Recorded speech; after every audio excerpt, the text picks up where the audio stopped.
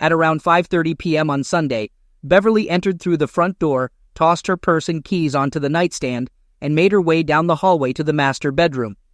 I'm unsure if she noticed me sitting in the office, but it didn't really matter.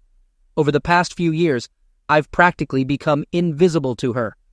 Approaching her, I retrieved her set of keys, took my spare keys from her, and then rummaged through her purse. I removed her cell phone and wallet, extracting all the cash and credit cards from my wallet and stashing the loot in my pocket, just to be safe. I also grabbed her driver's license before returning to my spot in the office. 15 minutes later, Bev emerged from the hall, looking well-dressed, and spotted me. As she slung her purse over her shoulder and grabbed her keys, she remarked, "I'm meeting some girls from work. Don't wait up." "No, you're not going out with girls from work," I protested. "Jack, you should know by now. You don't control me. I'll do as I please," she retorted. "I didn't say you couldn't hang out with girls from work. I said you're not going to. You're going to see your boyfriend, so don't lie to me," I stated. Beverly stood silently for a moment before boldly entering the office and confronting me. "All right, Jack, you know I'd prefer to handle this differently, but let's end it here. You have two options. Either salvage what's left of this marriage by granting me some freedom, or face divorce and be cut out of my life. What's it going to be?" she challenged. "I'll take door number 3, I replied with a smirk. "Don't be childish. There's no door number 3.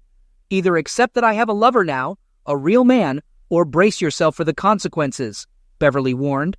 I stood up, walked over to Bev, and pushed her against the wall, removing the engagement ring and wedding rings from her left hand. With my face close to hers and a fierce glare in my eyes, I whispered angrily, "Here's your door number 3. It's my front door. When you leave through it, it'll be the last time you walk out with anything and never return. You won't get another penny of my money. You'll lose your husband, your daughter, your house, your money, your car, and your job eventually." "You're living in a fantasy, Jack," she muttered nervously. "My lawyer will destroy you tomorrow. I'll send the divorce papers to your workplace. If you damage me, you'll suffer more than I will." I pulled her away from the wall and dragged her toward the front door, her heels causing her to stumble as she screamed incoherently. Bev struggled to maintain her balance, her composure shattered. Throughout our marriage, I had never laid a hand on her, and she didn't know how to react. As she began to regain her senses in the front yard, I shut the door and locked it, the lock already replaced earlier in the day. Earlier, as Bev left, I made the first of 2 calls. I dialed my 19-year-old daughter's number at college. "Hey, it's Dad. Our situation with your mom has hit a crucial point. Looks like she'll be moving in with her boyfriend, and I need to talk to you about it. Just so you know, I've got our last conversation and tons of past arguments recorded. You can listen to them, so you know the truth when she tries to twist things and blame me, which she probably will. Truth is, your mom's been cheating. Not sure how many times, but she's chosen to leave us for this guy. I'll explain more soon, but her boyfriend seems pretty sketchy, so be cautious in your relationship with her." I approached Patty, asking her to return home for the weekend. My intention was to have a conversation and offer her the chance to listen to some tapes if she desired. Thankfully, Patty agreed to come home on Friday. After sorting that out, I reached out to Martha, our neighbor down the block. "Martha, it's Jack," I said over the phone. "If the offer's still good, I'd like to take you up on it. Could you come over in about an hour?" I kept my explanation brief. I felt it was necessary to confide in Martha. Bev and I had met young, married, and soon had Patty. Things seemed good at the start, but Bev's demeanor changed rapidly. She became grumpy, manipulative, and controlling. I tried my best to keep the peace and make her happy, but it only seemed to make things worse. Looking back, I realized I contributed to my own suffering by constantly trying to please her. Now in our 40s, our lives were a mess. It wasn't long before I discovered Bev's affair with a man named Sylvester, known as Sly, who had a violent past. The realization that our marriage was beyond repair brought me a sense of relief, and I began planning my next steps. "I've heard stories where the husband takes half the money," I continued, "but not me. I took every penny I could find, including all the cash in the house. I changed the locks and planned to provoke Bev as much as possible. I knew her well enough to anticipate her reactions. She's dangerous in many ways, but this time she'd be a danger to herself, too." In fact, my planning had started long before I discovered Bev's affair. For years I had been discreetly recording our arguments.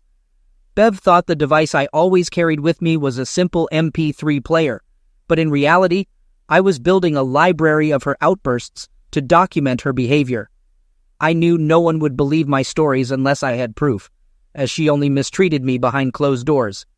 I wanted to be able to share my experiences with everyone, including Patty, to reveal Bev's true nature. On the Monday following our Sunday argument, I hosted a gathering in the company break room. A prominent banner declared "Happy Divorce" overhead. With cake and ice cream at the ready, I eagerly anticipated the arrival of the process server. Fortunately, it was a pleasantly plump girl handling the task. Numerous photos were snapped as my co-workers and I celebrated the receipt of our divorce papers. I even took a picture while accepting the papers, planting a kiss on the server girl's cheek as she sported a festive hat. In another snapshot, I playfully fed her cake, both of us grinning. After the festivities, I emailed the photos to Bev, along with others from the party. Among them were shots of myself and Martha, my roommate, lounging in bed with sheets drawn up, smiling broadly. I hoped Bev would notice her wedding rings adorning Martha's left hand resting on my chest. An hour later, I received an angry call. "You scoundrel! My lawyer will tear you apart after seeing these photos. What a foolish move." "Hardly, Bev. There's nothing inappropriate in these images. No nudity, just pranks between neighbors. Just light-hearted pictures," I countered. "We'll address this later, Jack. I'll swing by the house this evening to retrieve some belongings. It might be best if you're not there. If I'm absent, you won't gain entry. All locks have been changed. If you need anything, be there well before 6:45. Martha and I have plans at 7 o'clock, and I'd rather not be late." Last night marked the most satisfying closeness I've experienced, and tonight promises to be even better. With that, I ended the call and ignored her subsequent 5 attempts. While I haven't answered all her calls since, I have listened to every message. Unlike other men in similar situations, there was a good chance Bev might slip up or accidentally reveal a secret in her angry messages. And indeed, she did divulge herself several times in the following weeks. At 4:30 that day, I drove to Bev's workplace parking lot, aiming to arrive before the evening rush. Confirming the absence of security cameras, what I had to do would be swift. Pulling up beside Bev's car, I circled around her, using wire cutters to sever the valve stems on all her tires. Oh, she'd certainly be enraged. And there'd be no fixing them in time to make it home by 6:45. However, it was around 6:35 when she appeared. Evidently, she'd been out with someone, desperate to return home. Having seen receipts for clothing she hadn't brought home, I knew she must have had plenty stashed at her lover's. She must have wanted something else. Slipping out the back door, I hurried to Martha's house, leaving Bev pounding on the front door and shouting. Upon my return that evening, I found my front window shattered, blood splattered around it. After reviewing the porch security footage, I called the police. The video depicted Bev smashing the window with a tire iron, her threats to harm me echoing clear. Unfortunately for her, the lock I'd installed required a key from both sides. As she recoiled, she sliced her forearm deeply, inciting more screams and threats. I promptly reported the incident, and an officer guided me through filing a restraining order. The next morning, Bev was served with papers forbidding her from coming within 500 feet of me or our home. To say she was livid would be an understatement. "What in the world are you doing, idiot?" kicked off her next call, filled with fury and renewed threats. I meticulously recorded the entire conversation. A few hours later, after she had calmed down a bit, she called again. This time, she mentioned sending her friend Lindsay to retrieve some of her belongings that evening. What could she be so desperate to retrieve from the house, I wondered. Suspicions brewing, I agreed to meet Lindsay at 5:30 p.m. on Tuesday. To prepare, I left work a bit early to set up a video camera in my bedroom, with a monitor discreetly installed in my office. Lindsay arrived promptly, and I greeted her warmly. While she packed some clothes into 2 black plastic trash bags, I sat on the bed, observing. Lindsay looked at me nervously, and then requested water from the kitchen. I smiled and left. Upon glancing at the monitor, I noticed Lindsay pulling a shoebox from her closet and placing it into a bag nearby. She then resumed selecting clothes. Upon her return with water, I observed her continuing to pack. She declared that it should suffice, and requested me to take one bag while she took the other, noting that the one she held seemed heavier. I offered to assist Lindsay, but she declined, insisting she was fine and asking me to grab another bag. As she began to fidget and move towards the door with her package, I questioned if there was anything in the package I should be aware of. I grasped her wrist and opened the package, to which she responded anxiously, explaining that it contained clothes and items that Bev needed. Realizing her lie, I confronted Lindsay about the odor emanating from the box, and upon opening it, I found stacks of worn $50 and $100 bills. Accusing her of attempting to steal from me, I rose to my feet and escorted her towards the exit and down the hallway. Lindsay claimed that the money belonged to Bev and that she was merely sent to collect it, denying any intention of theft. However, I pointed out that she came to my house supposedly for clothes, but was leaving with a box of money, which, in my view, constituted theft. Threatening to call the police, I insisted that she prepare to be arrested for robbery. In response, Lindsay pleaded with me not to involve the authorities, citing her children and husband. I seated her on the couch and expressed my disappointment, stating that she would never be welcome in my house again.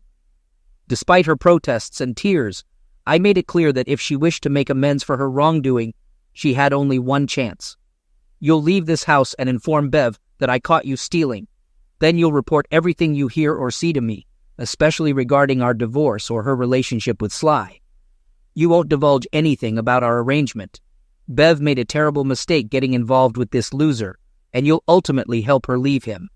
I informed Lindsay that if she cooperated with me, I had the entire incident on video, and I could call the police and file a report against her at any time. Reluctantly, Lindsay agreed to act as my informant. As soon as she departed, I took the box of money and walked to Martha's house at the end of the block. She agreed to conceal it for me until I could safely stash it somewhere beyond Bev's reach. I knew the likely source of the money. Bev's Aunt Mabel, known for her stinginess, passed away a few months ago, leaving Bev as her sole heir. While I knew Aunt Mabel had left Bev a small rural cottage, there was never any mention of money. It seemed that when Bev inspected the cabin after the will reading, she stumbled upon her aunt's hidden cash. When my wife Bev called, enraged and screaming, I recorded the conversation cautiously. "This money is mine, Jack. I want my damn money," she yelled. "Bev, I'm not sure what you're talking about. I caught Lindsay trying to pilfer money from my nightstand. This is mine." "You know exactly what I'm referring to. The money in the shoebox is mine. It's from Aunt Mabel," I retorted. "Maybe Lindsay found some money in a shoebox, but if so, she likely took it and kept it for herself. I don't have it. And if you had money here unknown to me, you didn't report it on your taxes last year. I've reviewed our tax returns. You're welcome to involve the police, and then we'll inform the IRS about this money, letting them handle your tax evasion," she snapped before hanging up. I felt a need for retaliation. I'd pushed Bev's buttons too hard for her to simply disappear.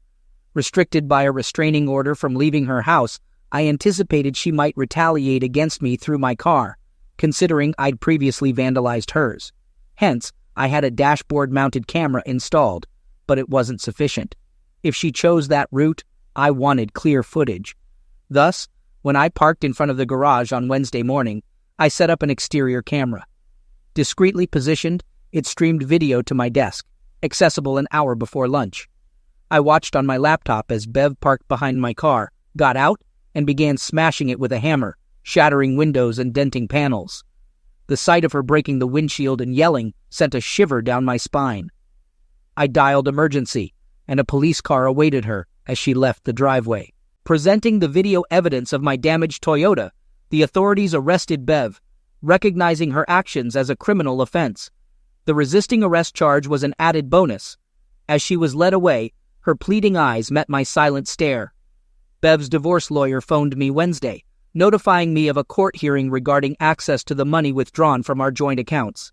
Set for Thursday at 10 a.m., I arrived at 9:50, wondering if Bev had posted bail. She entered with her lawyer, wearing a smug expression. Addressing the judge, her lawyer asserted, "Your Honor, my client was denied access to the shared bank accounts. After she filed for divorce, her husband illicitly emptied them. We're requesting a 50-50 split. Mr. Reynolds, would you like to address the court?" "Yes, Your Honor. My wife, who has been unfaithful, has been withdrawing her own funds from our joint accounts for months. The money I withdrew was fair compensation since I cover rent and bills. She abandoned our marriage to be with her affair partner." Bev rose, objecting. "That's untrue. He drained our savings and checking accounts, leaving me with nothing." Her lawyer intervened, guiding her back to her seat for a brief conference while I presented documents to the judge. "Your Honor, these bank statements cover last year. You'll see highlighted amounts, including Bev's salary, up until a few months ago, along with periodic bonuses. Then, about 6 months ago, her deposits ceased, including bonuses.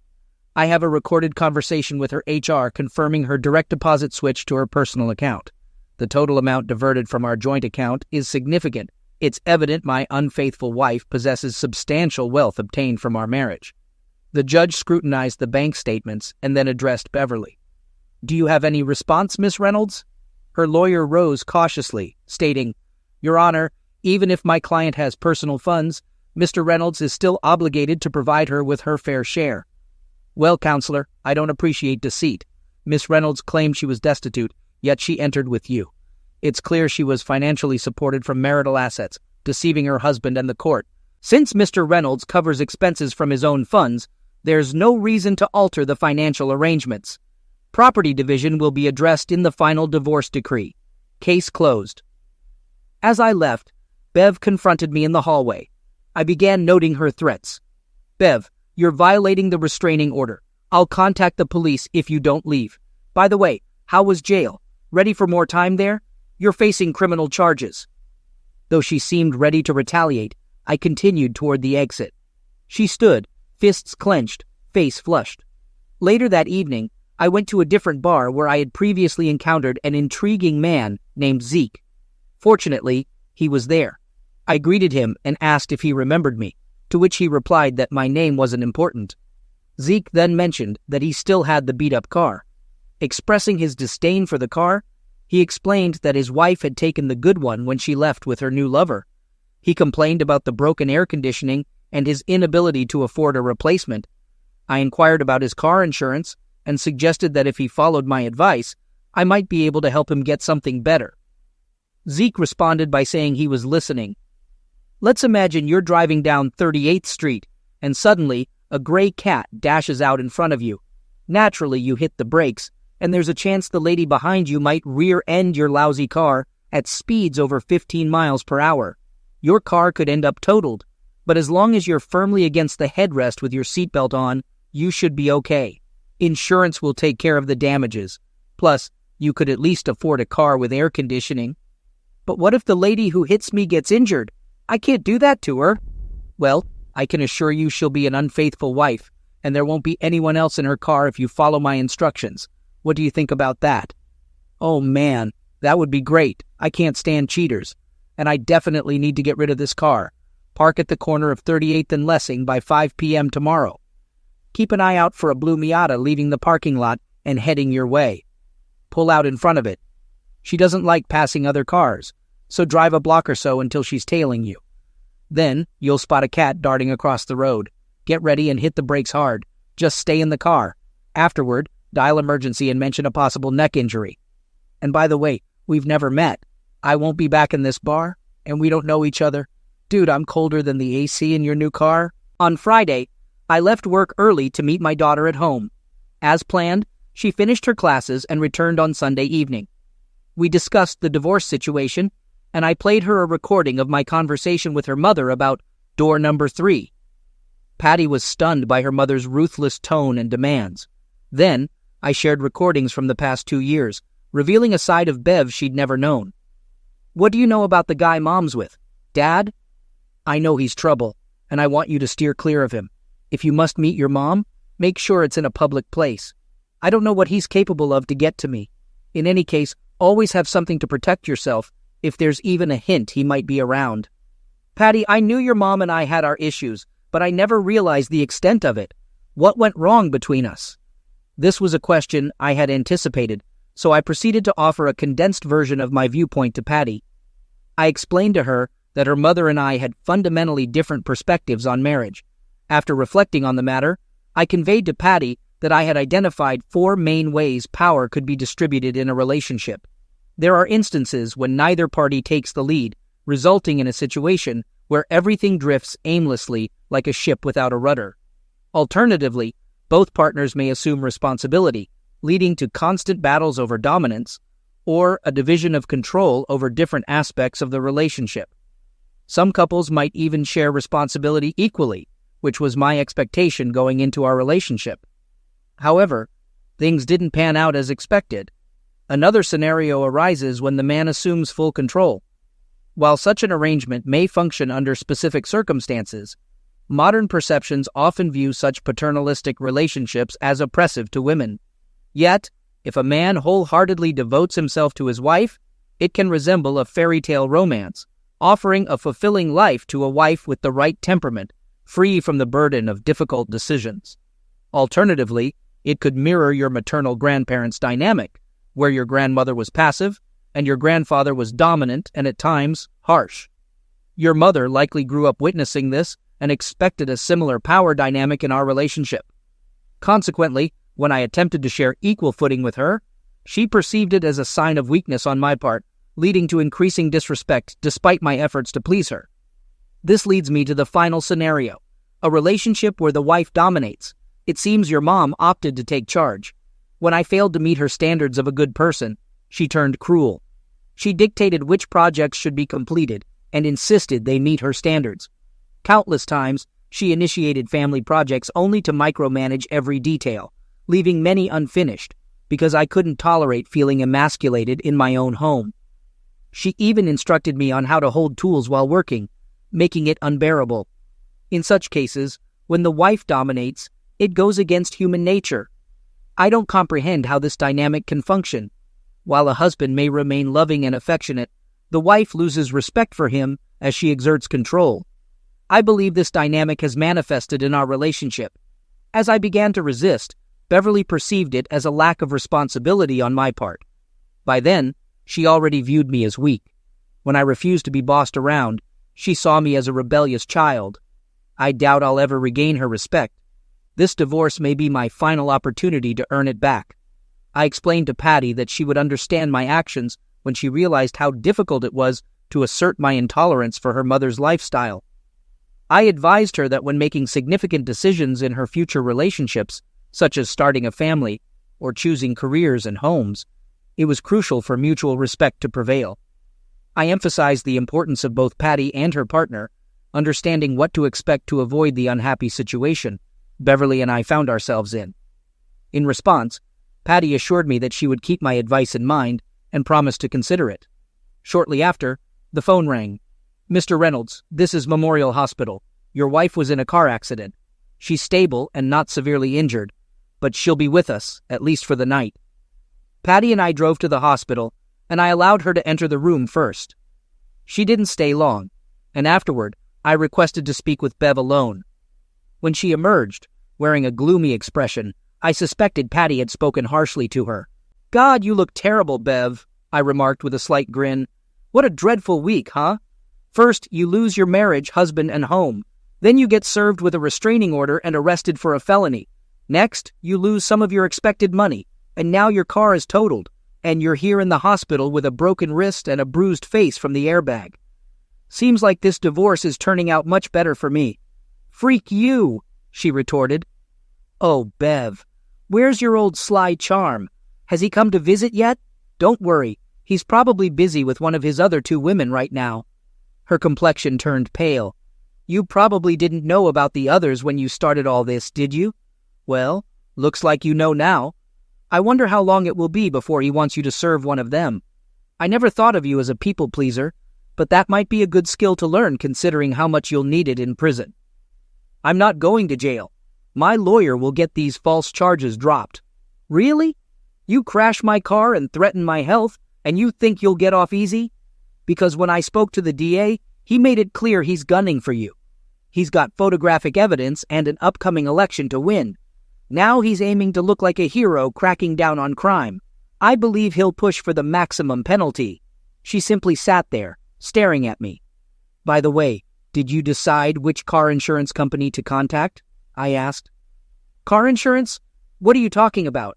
We still have the same old." "Wait, so you didn't bother getting insurance this week when you filed for divorce? I removed your car from my insurance. You must have known about this, considering you insisted on having only your name on your Miata. If you didn't get insurance this week, you're in serious trouble. You'll face fines, towing costs, and 3 years of payments. That Miata may end up in a junkyard while you're still paying for it. And since you won't have a job after your felony conviction, you may not need another car. Plus, you'll likely have to cover the medical bills for the guy you hit, and his insurance company will demand payment for the damages. Damn it. But at least you have your own medical insurance, right? I'm on yours. No, I removed you from my health insurance on Monday. Didn't you take care of that too? Baby, you're in big trouble. The ambulance ride, ER visit, x-rays, doctor's fees, cast for your arm, hospital stay, and follow-up care will cost thousands and thousands of dollars.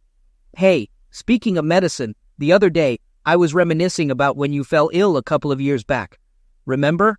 I took a week off to care for you. I held your head while you were vomiting and cleaned up everything afterward. When you couldn't make it to the bathroom in time, I called the doctor and went to the pharmacy to get you medicine. Then, a week later when you felt better, you started scolding me again, insulting me, and calling me names. I wonder how well old Sly will take care of you next time you're sick. Well, it's time for me to call Sly now that you think he's done with his other woman. I wish you a good life. As I left, Beverly sat there crying, but I didn't care anymore. Everything went on as usual for some time. I kept in touch with Lindsay occasionally. She started worrying about Sly's influence over Bev, and gradually, Lindsay distanced herself from her. Then one evening, as I returned home and headed to my front door, I was attacked on the lawn.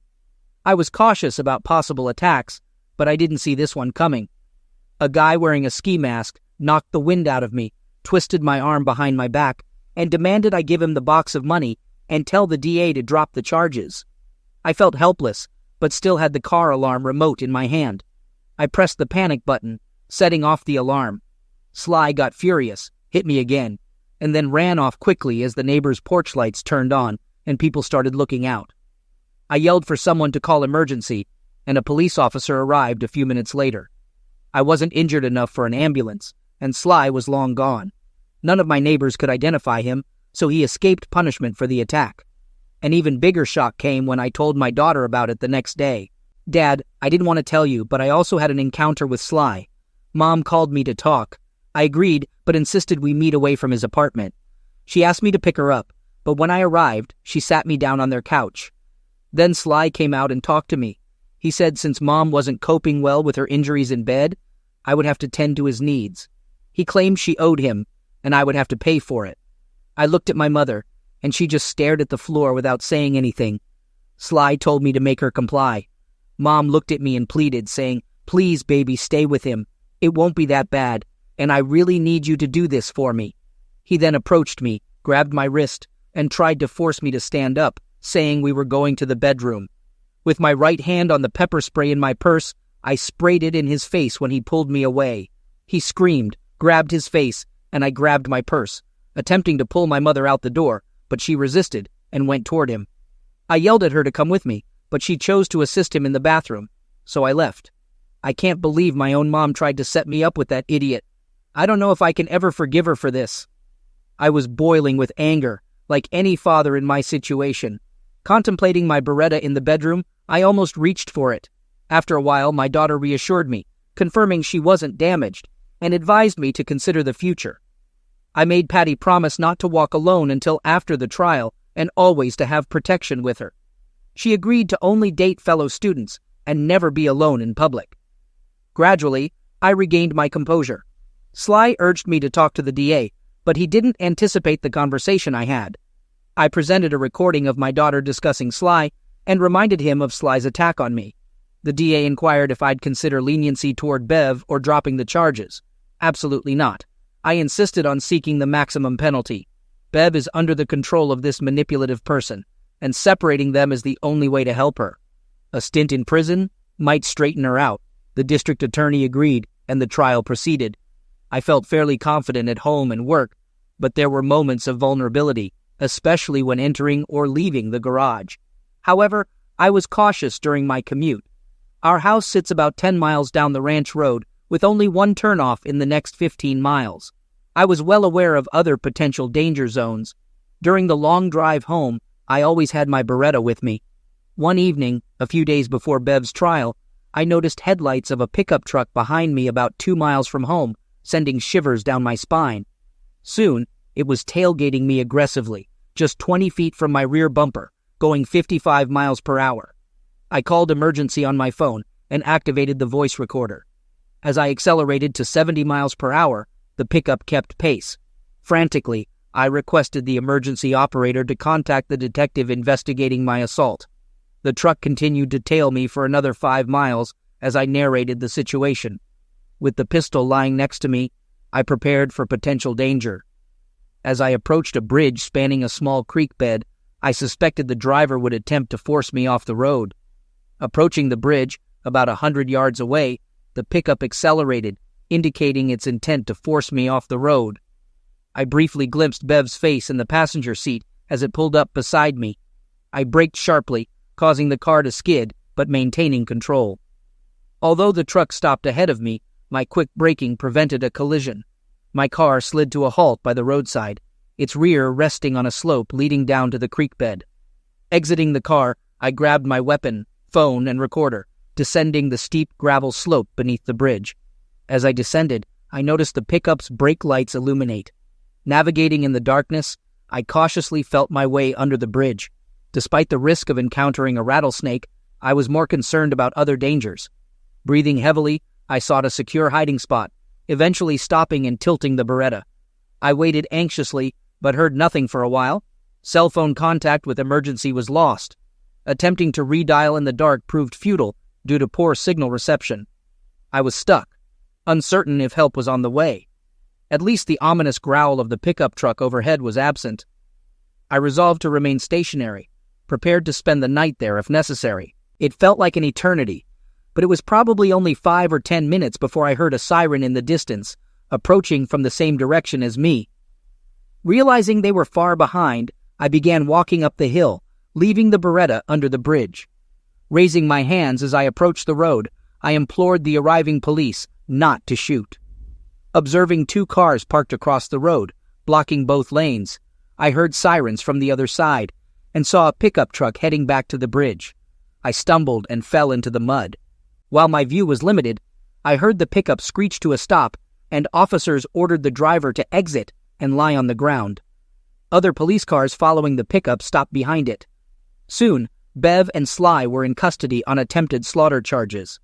Though deeply worried, I returned home, showered, and attempted to sleep to no avail. When your spouse faces multiple felonies, divorce appears remarkably straightforward. The judge expressed sympathy, and Bev and her lawyer offered little resistance. Desperate to minimize her prison sentence, Bev proposed conceding virtually everything in the divorce for assistance in reducing her punishment. During the sentencing hearing, I testified to Bev's prior virtues before falling under Sly's influence.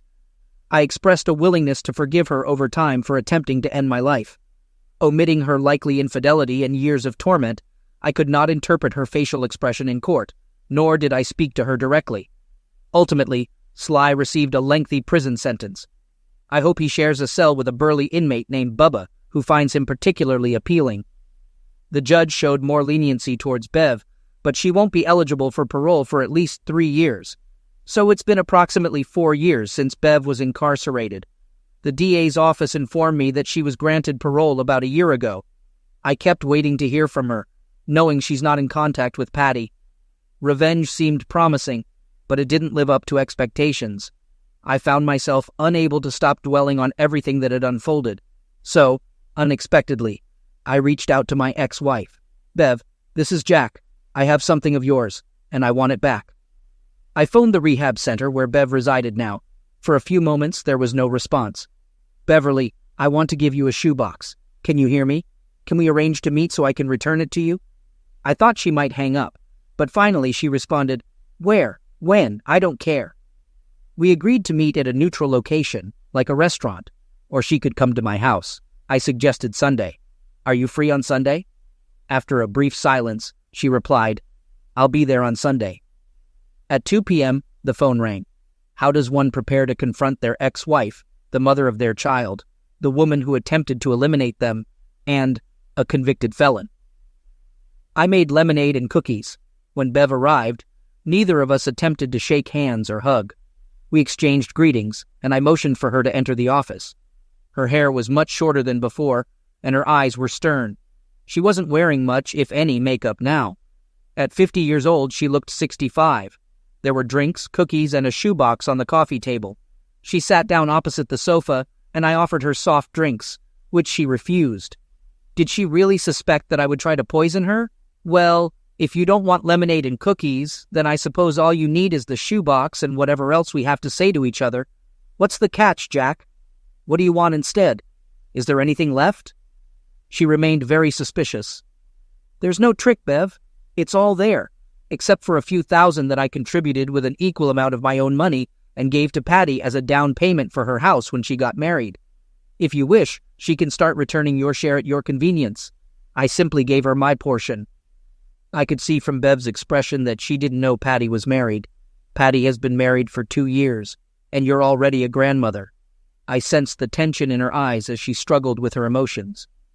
The little girl's name is Shannon Beverly Evans. Shannon is the name of her other grandmother. Bev's eyes filled with tears despite her best efforts. Bev, I know you haven't spoken to Patty in a while.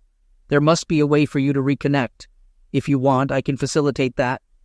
Beverly nodded, tears now streaming down her cheeks. I reached for the box of tissues I had placed on the coffee table. I'll give you the abridged version of our story if you're not ready to leave just yet, I said gently. She wiped tears from her cheek and tried to compose herself. Patty found a great guy named Stan Evans. He's into computers and networks. They seem to click really well. She's a fantastic mom, and they're deeply devoted to each other. Martha and I didn't last long. She's too young for me, and she just needed me temporarily until she could get her life back on track. She found someone else and moved on. I date occasionally, but I end things if it gets too serious. I'm better off solo. I'll stick to being single. There was silence for a while. I'm going to share some thoughts, mainly for my own benefit, but maybe you can glean something useful from them too. I hope so. I couldn't wait to see you in prison. I loathed you and wished you dead many times, but when they locked you up, my feelings started to shift. I found I couldn't revel in my victory anymore, so I let go of my hatred for you, even though you never asked for it. I forgave you because I know you're not entirely to blame. I couldn't understand you until it was too late, and we stopped communicating. We were just bickering. Beverly composed herself and looked up from the floor. She gave me a lost look but remained silent. That's the truth, succinctly and plainly. If you have nothing more to say, and if you're not hungry, I won't keep you any longer. You probably have important things to attend to. She stood up and took the box as she headed toward the front door. For the first time since I pushed her away all those years ago, I called out to her, Beverly, it doesn't matter now, and you don't have to answer if you don't want to, but I'm curious. Throughout our time together, especially on that last day you were here, it was clear that you saw me as weak. Do you still think I'm a pushover, Bev? She paused with her hand on the doorknob and glanced back at me. She expressed her feelings bitterly, stating that she hated me and believed I had been cruel, asserting that I had ruined her life. After a moment of pause, she added that she didn't consider me to be a pushover. Following this statement, she disappeared from my life permanently.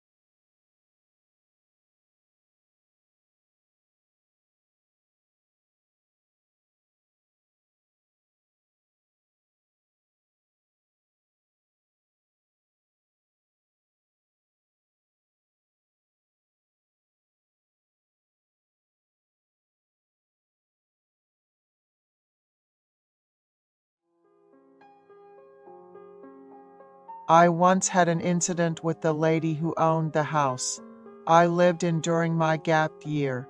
Looking back now, it's quite ironic, isn't it? Neither she nor I can figure out why we acted the way we did. People don't live by the moral lessons they learn from textbooks, do they? Let me share a secret story that I've never told anyone before. When I was young, my parents both worked. They moved to a relatively nice neighborhood so they could raise me, their only son, in a better environment. My father, succumbing to a friend's persuasion, started a business after accumulating a substantial debt. We lived in an old villa in an area known for its education, and my tuition wasn't cheap, so we didn't have much to spare. Nevertheless, I believe I studied quite hard, having received an education in a neighborhood known for its academic zeal. However, my father's ambitious business venture failed miserably soon after it started. My mother divorced him as soon as his business went bankrupt. Thankfully, it was a divorce by mutual agreement. If it had been a contested divorce, the stress for my parents would have been enormous. My mother lived near her parents and met with me twice a month. She would apologize for not being able to live with me, buy me tteokbokki, and give me some pocket money. I had no choice but to live with my father's family for about 2 years. When it was almost time for my college entrance exam in my senior year of high school, my father suggested we move to a single-family home. He must have felt that living with his family was stressful for me, a prospective college student. The house we moved into had 4 rooms and was a single-family home. We lived in one room, renting it out, and only had a desk, a 3-section wardrobe, and a tea. The house was old, so it had a separate kitchen. Embarrassingly, we shared the bathroom, and I was more self-conscious living there than when I lived with my stepmother. The landlady appeared to be in her 40s and lived with her 2 daughters. However, not long after we moved in, her older daughter got a job far away and moved to a company dormitory, leaving her and her younger daughter living together. My father often worked out of town, and the landlady's younger daughter was busy with work and often came home late. The landlady had been alone for a long time. I didn't ask if she was divorced or widowed, but judging by the fact that she was living in a large house without a husband and receiving rent, she seemed to be financially strapped. Moreover, both of her daughters were working, so she seemed quite comfortable. I was actually surprised the day I moved into this house. She looked so different from my mother. My mother has a somewhat cold and rational aura, but the landlady was pretty and youthful for her age and had a bright and cheerful style. She lived in a single-family home in a wealthy neighborhood. Her kids were grown up, and she seemed to have no worries. I lived a life of going to school, finishing self-study at night, and then going home to sleep. I studied hard, but the results weren't good. So I asked my father to support me for 1 more year while I took a gap year. He promised to support me, and my mother also agreed to help a bit. One day I returned from studying at the cram school, and the landlady was in the living room. The layout of the house was such that if you turned right immediately from the entrance, you would find the room I rented. I greeted the landlady that day, but she didn't seem to realize I was there. Anyway, that day I learned that real-life dramas could indeed happen. I was sprawled out napping in my room that day when I heard the doorbell ring. A few moments later, I heard a man and a woman enter. Hearing their conversation in the living room woke me up. It seemed the landlady's friend was in sales and had brought along a colleague. I won't disclose what type of sales she was in. Without realizing it, I found myself listening to their conversation. After a while, I heard the landlady's friend whisper, "Sis, I dated a client yesterday. It seemed the man had gone to the bathroom. The friend, excited, was laughing as she talked about her encounter from the day before. Soon I heard the bathroom door close and her voice disappeared. The landlady and her guests made various off-color jokes in the living room, and I found myself unable to sleep that night. During the conversation with her friend, the landlady said, "It's been 5 years since I sent my husband away, and I'm so lonely. That man is so busy even in heaven that he doesn't even appear in my dreams." How hard must it have been for her, so young and pretty, to have lost her husband when her beautiful daughter was still a student? I hadn't given much thought to the landlady's life, as I was busy studying, but her lonely voice drifting from the living room seemed pitiful.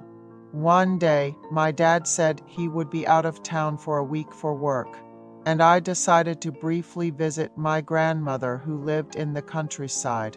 I told the landlady that I would be in the countryside over the weekend, and that my dad was on a business trip. However, when I got to the bus terminal, the tickets were sold out. I hurriedly checked for train tickets, but they were also sold out due to the weekend. Unable to find a way to get there, I returned home. Upon entering the entrance, I saw unfamiliar men's and women's shoes. There was no one in the living room or kitchen, so I went into my room and lay down. Then I heard the landlady and her friend come out and start talking. "Sis, let's go for it today." "What? You just brought him as a friend?" "Sis, stop playing coy. I've already talked to him. You just need to make up your mind." I was curious about what they were saying, so I listened closely. The landlady said loudly, "No one's home today. Let's have a drink in the living room. I'll make some snacks." I heard the guests from the landlady's room come out. Soon I heard the adults talking. The landlady said they were short on alcohol, and the man said, "I'll go out and buy some." And I heard the front door open. The landlady's friend said, "Seize the day. The kid who lives in the third room isn't home, right?" "Yeah. He's visiting his grandmother and won't be back till tomorrow. We're free today. Can you believe it?" Soon the man came back with alcohol, and the mood seemed to liven up for a while. Then the landlady's friend said, "Honey, let's have a blast at Sis' house today.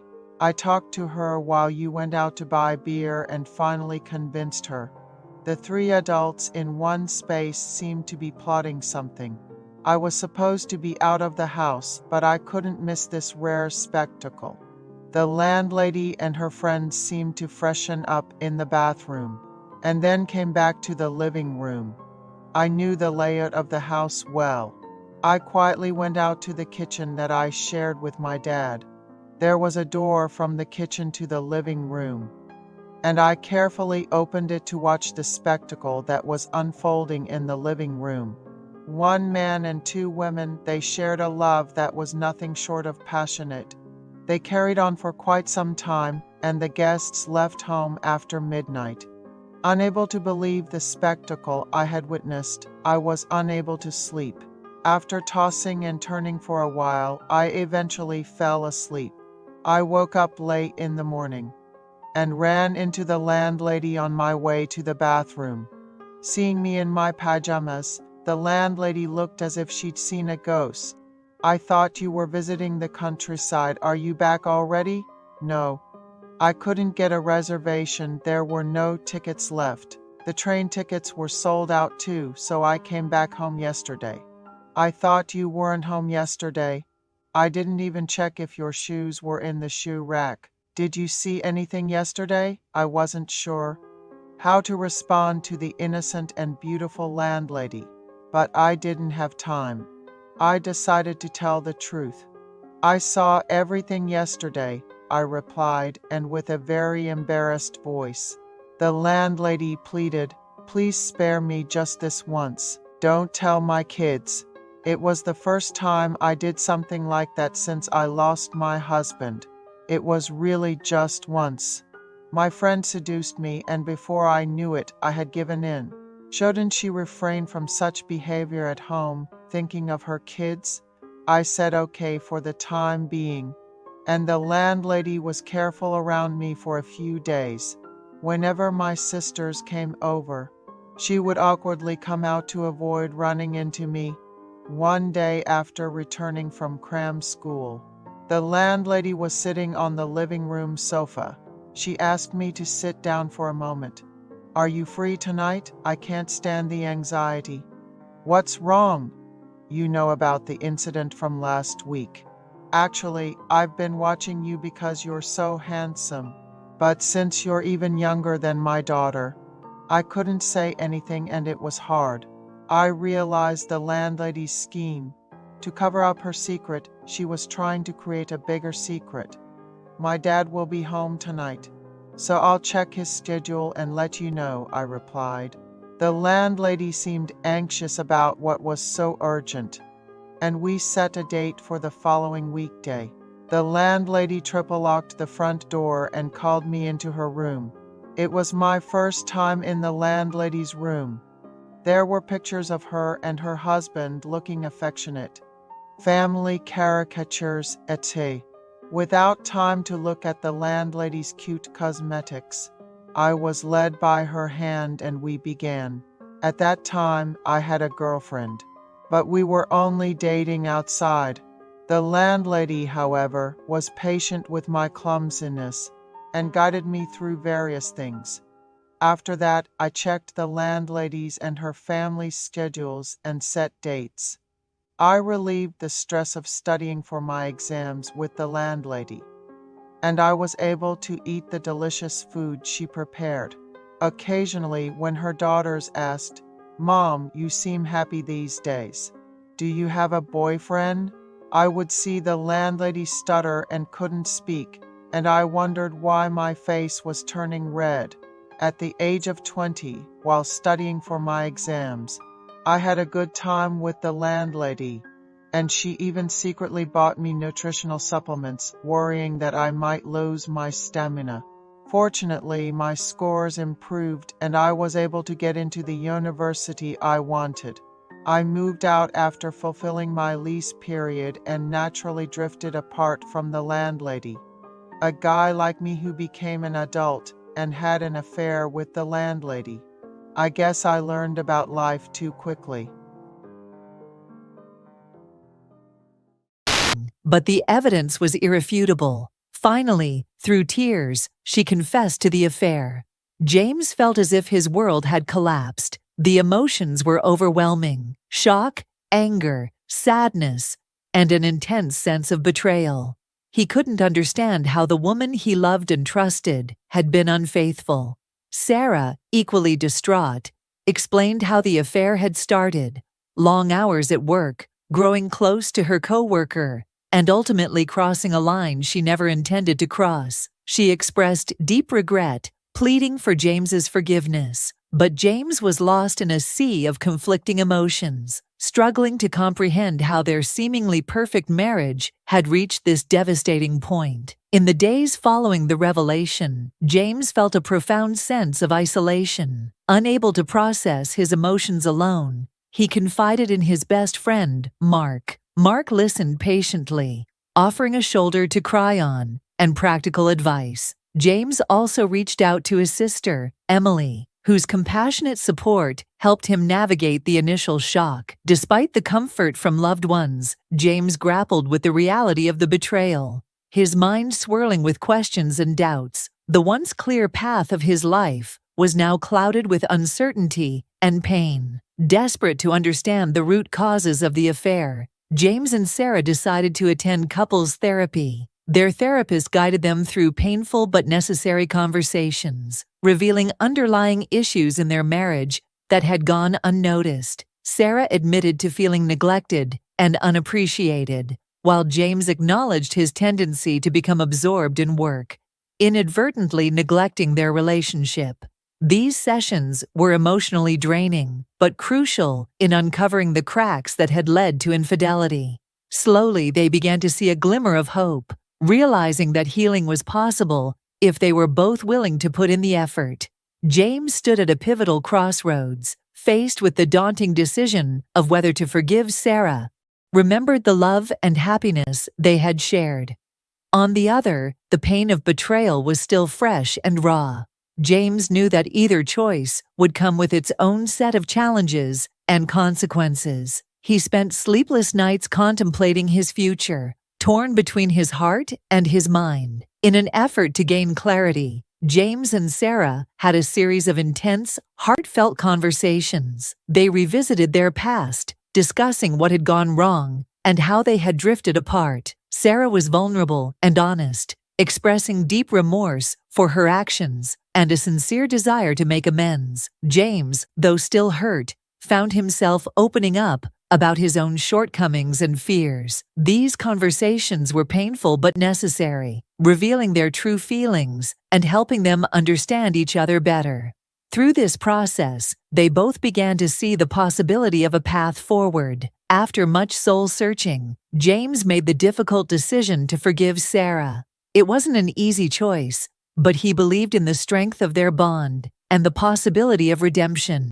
Together, they committed to rebuilding their marriage, taking concrete steps to restore trust and intimacy. They set aside regular time for open communication, shared activities, and date nights to rekindle their connection. They also continued therapy, both individually and as a couple, to address their emotional wounds and prevent future issues. Gradually, they began to heal, their relationship growing stronger and more resilient. As time passed, James and Sarah found themselves in a renewed relationship, one built on honesty, transparency, and mutual respect. The scars of the past were still there, but they served as reminders of their journey and the lessons learned. Their love had been tested and had emerged stronger for it. They appreciated each other more deeply and made a conscious effort to prioritize their marriage. The future, once uncertain, now looked promising, filled with hope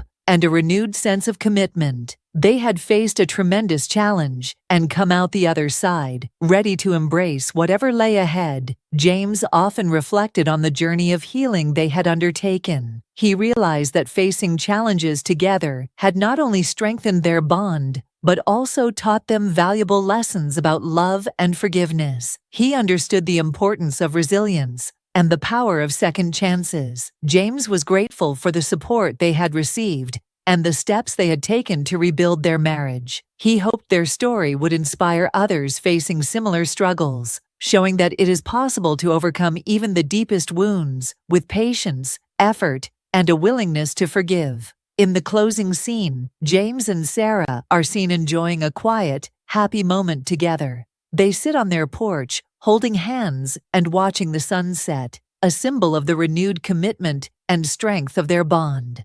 The once stormy skies of their relationship have cleared, leaving behind a beautiful horizon filled with promise. Their journey has been one of pain and healing, but ultimately it is a testament to the enduring power of love. As the sun sets, they share a smile, knowing that together they can face anything the future holds. Thank you for being a part of Narrative Stories. Your support and engagement mean the world to us. We are committed to bringing you the best in storytelling. What kinds of stories would you like to see next? Share your thoughts in the comments below. Welcome to Lost Relation Chronicles. People always say, I never saw it coming, and honestly, that's exactly how it was for me. My wife and I had been together for 4 solid years, married the whole time. I genuinely thought we had a good thing going. We had plans, an entire life mapped out, and for the most part, I truly believed we were on the same page. Here's the thing. We both wanted kids, or at least I thought we did. Right after we got married, we started talking about it seriously. She would always talk about wanting 2 or 3 kids, imagining what we'd name them, how we'd decorate the nursery, the works. She'd spend hours online looking at baby clothes and gadgets, planning this future life for us and our kids. It was our thing, something that brought us closer. We were excited, ready to take that next step together, and everything seemed perfect. But then, out of nowhere, we were hit with news that completely knocked the wind out of me. After a few months of trying to have kids with no success, We decided to see a doctor to figure out what was going on. Long story short, it was me. My count was way too low, and the doctor told us our chances of having kids naturally were slim to none. It felt like a punch to the gut. I was crushed. All those plans we'd made just vanished in an instant. The news hit me hard, really hard. I ended up in a pretty dark place for a while. Therapy eventually helped, but in the beginning, I was a wreck. At first, my wife seemed supportive. She said it didn't matter and that she'd be happy with just the two of us.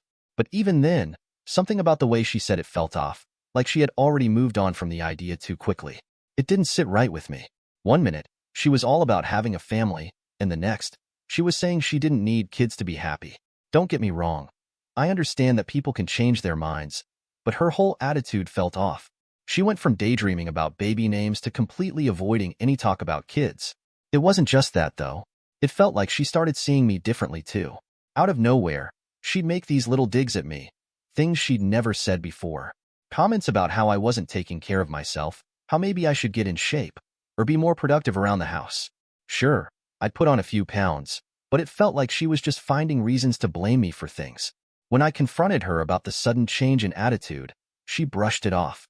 She'd tell me I was imagining things, that I was being overly sensitive. But I knew something wasn't right. The woman I married, the one who used to sit with me for hours talking about our future, she was different.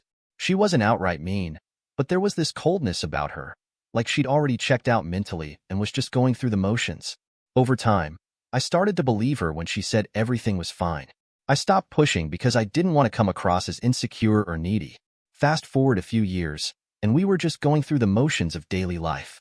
We barely talked about anything meaningful. It was like we were more like roommates than husband and wife.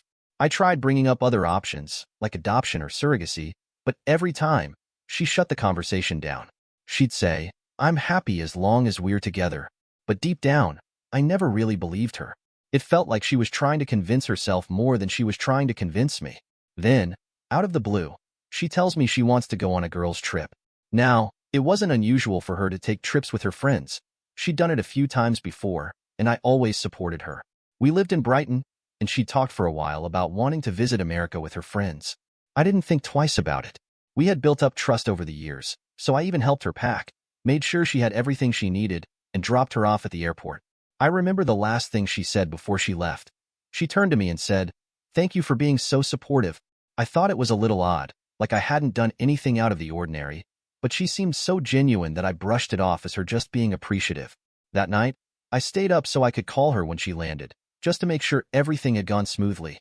Her flight was supposed to take about 9 hours, so I kept myself busy around the house, watching TV, checking the clock, and waiting for her text to say she'd landed. When I saw her flight had touched down, I gave her a call to check in. The phone rang and rang, but there was no answer.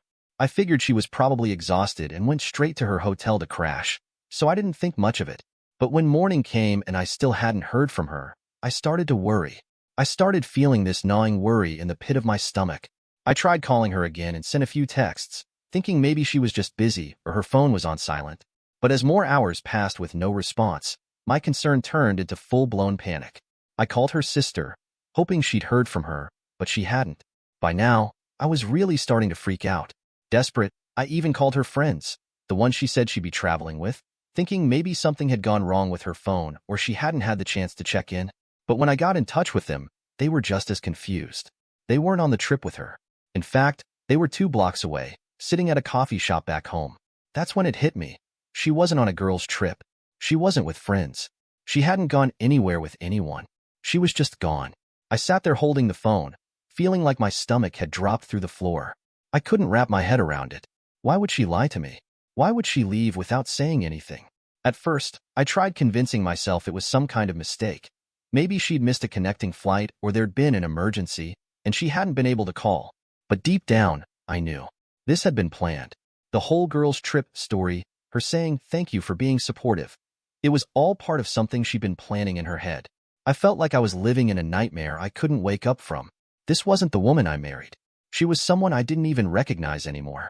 Suddenly, all the pieces started falling into place. The coldness, her avoidance of conversations about our future, those subtle jabs about my appearance and health. She'd been pulling away for a long time, and I either hadn't noticed or hadn't wanted to see it. That night, I just sat there staring at my phone, hoping for a text, a call, anything. But nothing came. Deep down, I knew it wouldn't. The next morning, I woke up and lay there, staring at the ceiling, hoping it was all just some horrible dream. But her side of the bed was empty, and reality hit me like a ton of bricks. She'd actually left. She packed her bags and vanished, and all the reassurances I'd told myself the night before, that maybe she was delayed or her phone had died, crumbled. It was obvious she'd planned this and wanted out. In those first few days, I was in complete denial. I kept calling her phone, hoping to hear her voice or get an explanation. I left message after message, not even sure what to say half the time, just hoping something would get through to her. But all I got was silence, which somehow made it worse. It felt like she'd left me to figure it all out on my own, as if I'd been a stranger to her all along. At first, her family was just as shocked as I was. Her mom had no idea about her plans and hadn't heard from her either. I ended up going over to their house more times than I could count, talking to her mom and searching for answers. I think they felt sorry for me. Her mom would let me stay the night sometimes, even cooking meals for me when I couldn't bring myself to eat. She'd sit and listen as I talked about all the little things that didn't make sense, trying to piece together how my life had suddenly fallen apart. Some nights, I just sat there in silence, too numb to speak. I swung between extremes: anger, sadness, guilt. I kept asking myself what I'd done wrong. Had I missed some sign? Had I not given her enough attention? I spent countless hours replaying every conversation, every disagreement, trying to figure out what had pushed her to leave. I became consumed by it, obsessing over how I might have saved our marriage or what I could have done differently. I know it sounds dramatic, but I felt like finding an answer was the only way to make sense of it all, as if understanding could somehow fix everything. I barely ate, barely slept, and my work started to suffer. People noticed and would ask if I was okay, but I just shrug it off and say I was dealing with personal stuff. It felt too embarrassing to admit the truth, that my wife had left me without a word. Eventually, I opened up to a couple of close friends. They did their best to keep me distracted, dragging me out to hang out and encouraging me to move on. But even when I was with them, I was stuck in my own head, constantly thinking about her, wondering where she was and why I wasn't enough to make her stay. One of the hardest parts was dealing with the questions from people who didn't know. Neighbors, family, friends, even old coworkers who'd heard I was married would ask, "How's married life?" or "How's your wife?" Every time, it felt like ripping off a fresh scab. I didn't have the courage to tell them she'd left, so I'd just smile and say, "Everything's fine." But each time I told that lie, it felt heavier. Therapy ended up being the thing that helped the most. I'd never considered it before, but after months of barely functioning, I realized I couldn't handle it alone anymore. I found a therapist and started going weekly, talking to someone neutral, someone who didn't know her, me, or our history, made a difference. In those sessions, I vented about the anger, the betrayal, and the emptiness she left behind. I talked about the sleepless nights spent replaying everything over and over in my mind. The therapist helped me understand that there wasn't some magic moment or action that would have made her stay. She chose to leave, and that was on her, not me. It was a hard truth to accept. For the longest time, I believed something was wrong with me, that I'd somehow driven her away. But slowly, I began to see things differently. She'd been cold and distant for a long time, and I had ignored it, hoping things would somehow fix themselves. But her decision to leave wasn't about me, it was about her.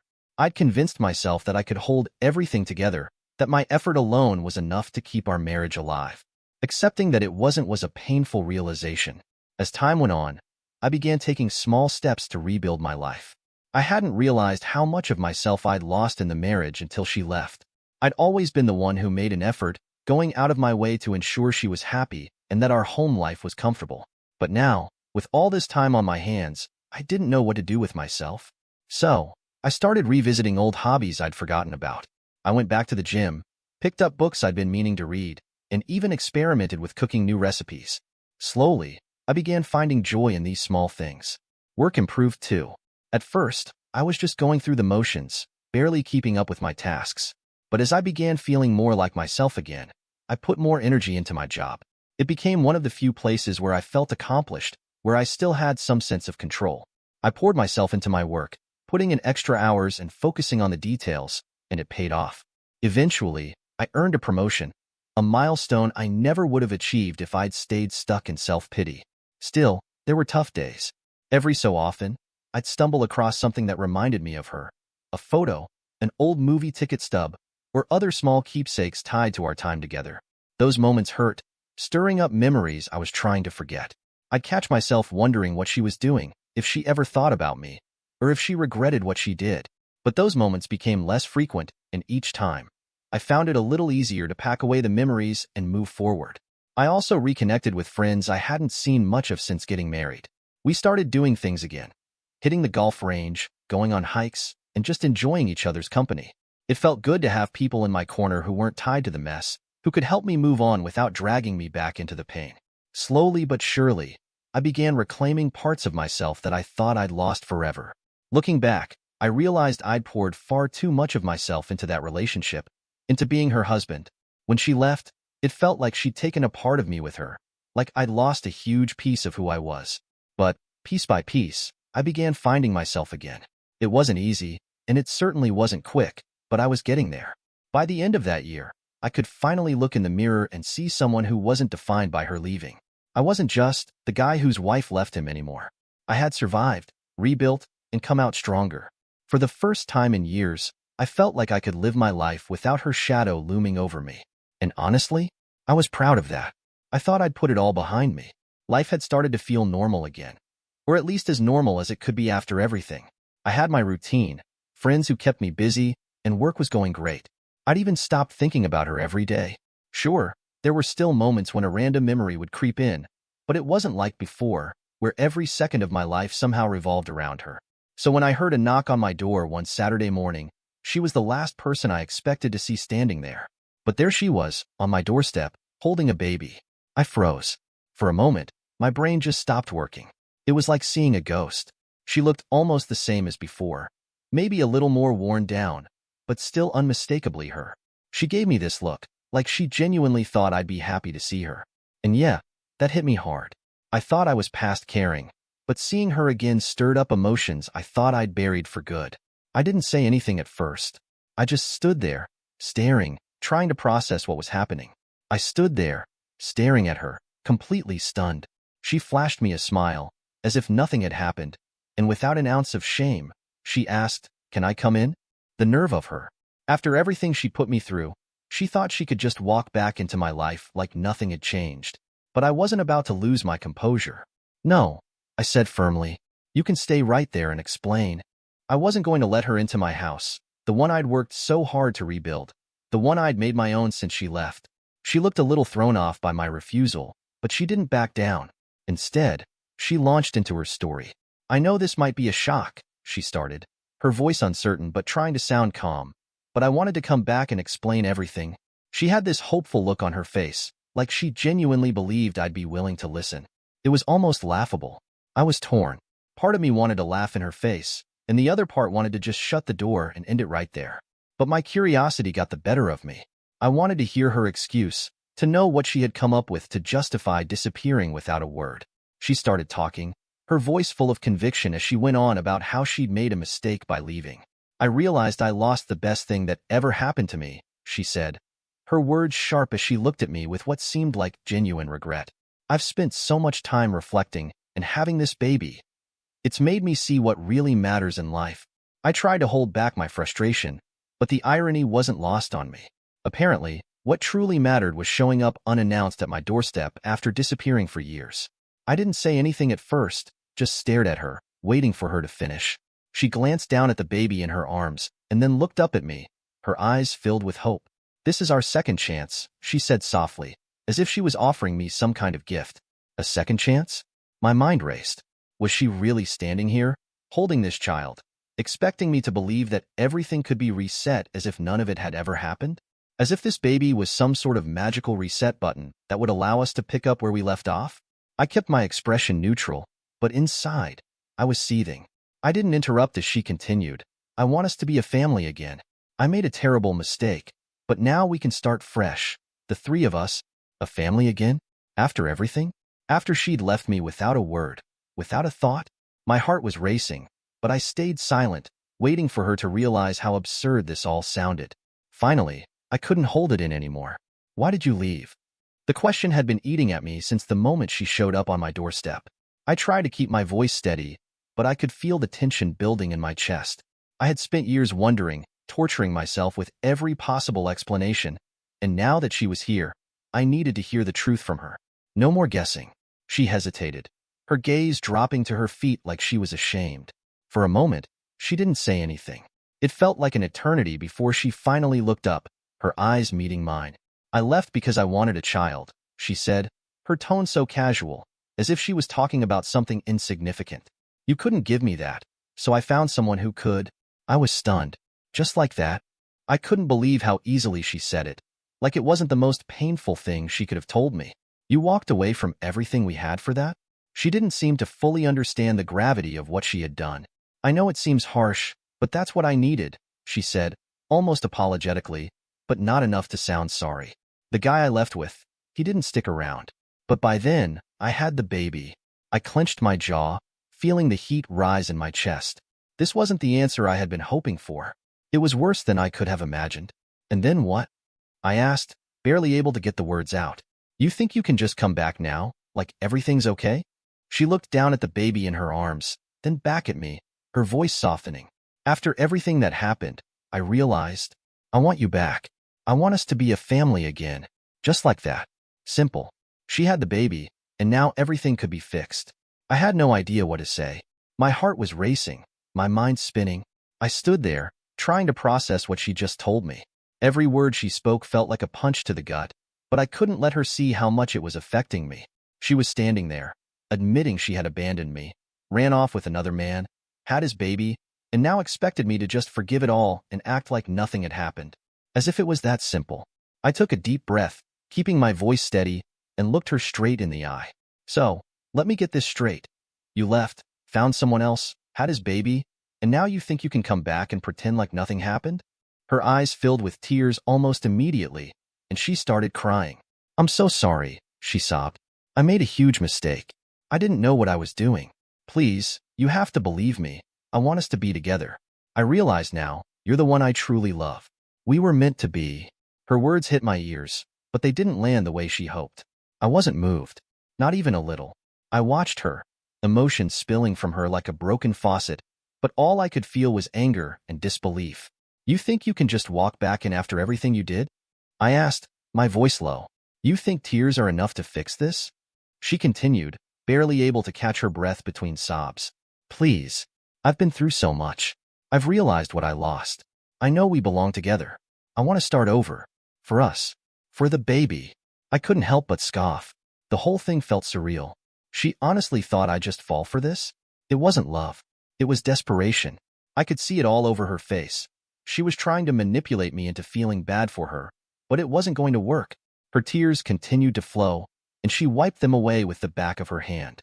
"It's been so hard being a single mom," she said, her voice thick with emotion. "I've struggled so much. You don't know what it's like." I couldn't believe what I was hearing. "So, that's your excuse?" I asked, barely able to keep the frustration out of my voice. "You're trying to guilt-trip me into coming back because you've had a hard time being a mom?" She looked taken aback by my words, as if she expected more sympathy. "I just thought you'd understand," she said quietly. "We could be a family again." But I was done. I shook my head, not giving her a chance to say more. "No, you don't get to just waltz back in and expect me to pick up where we left off. You made your choice, and I'm not going to be your safety net."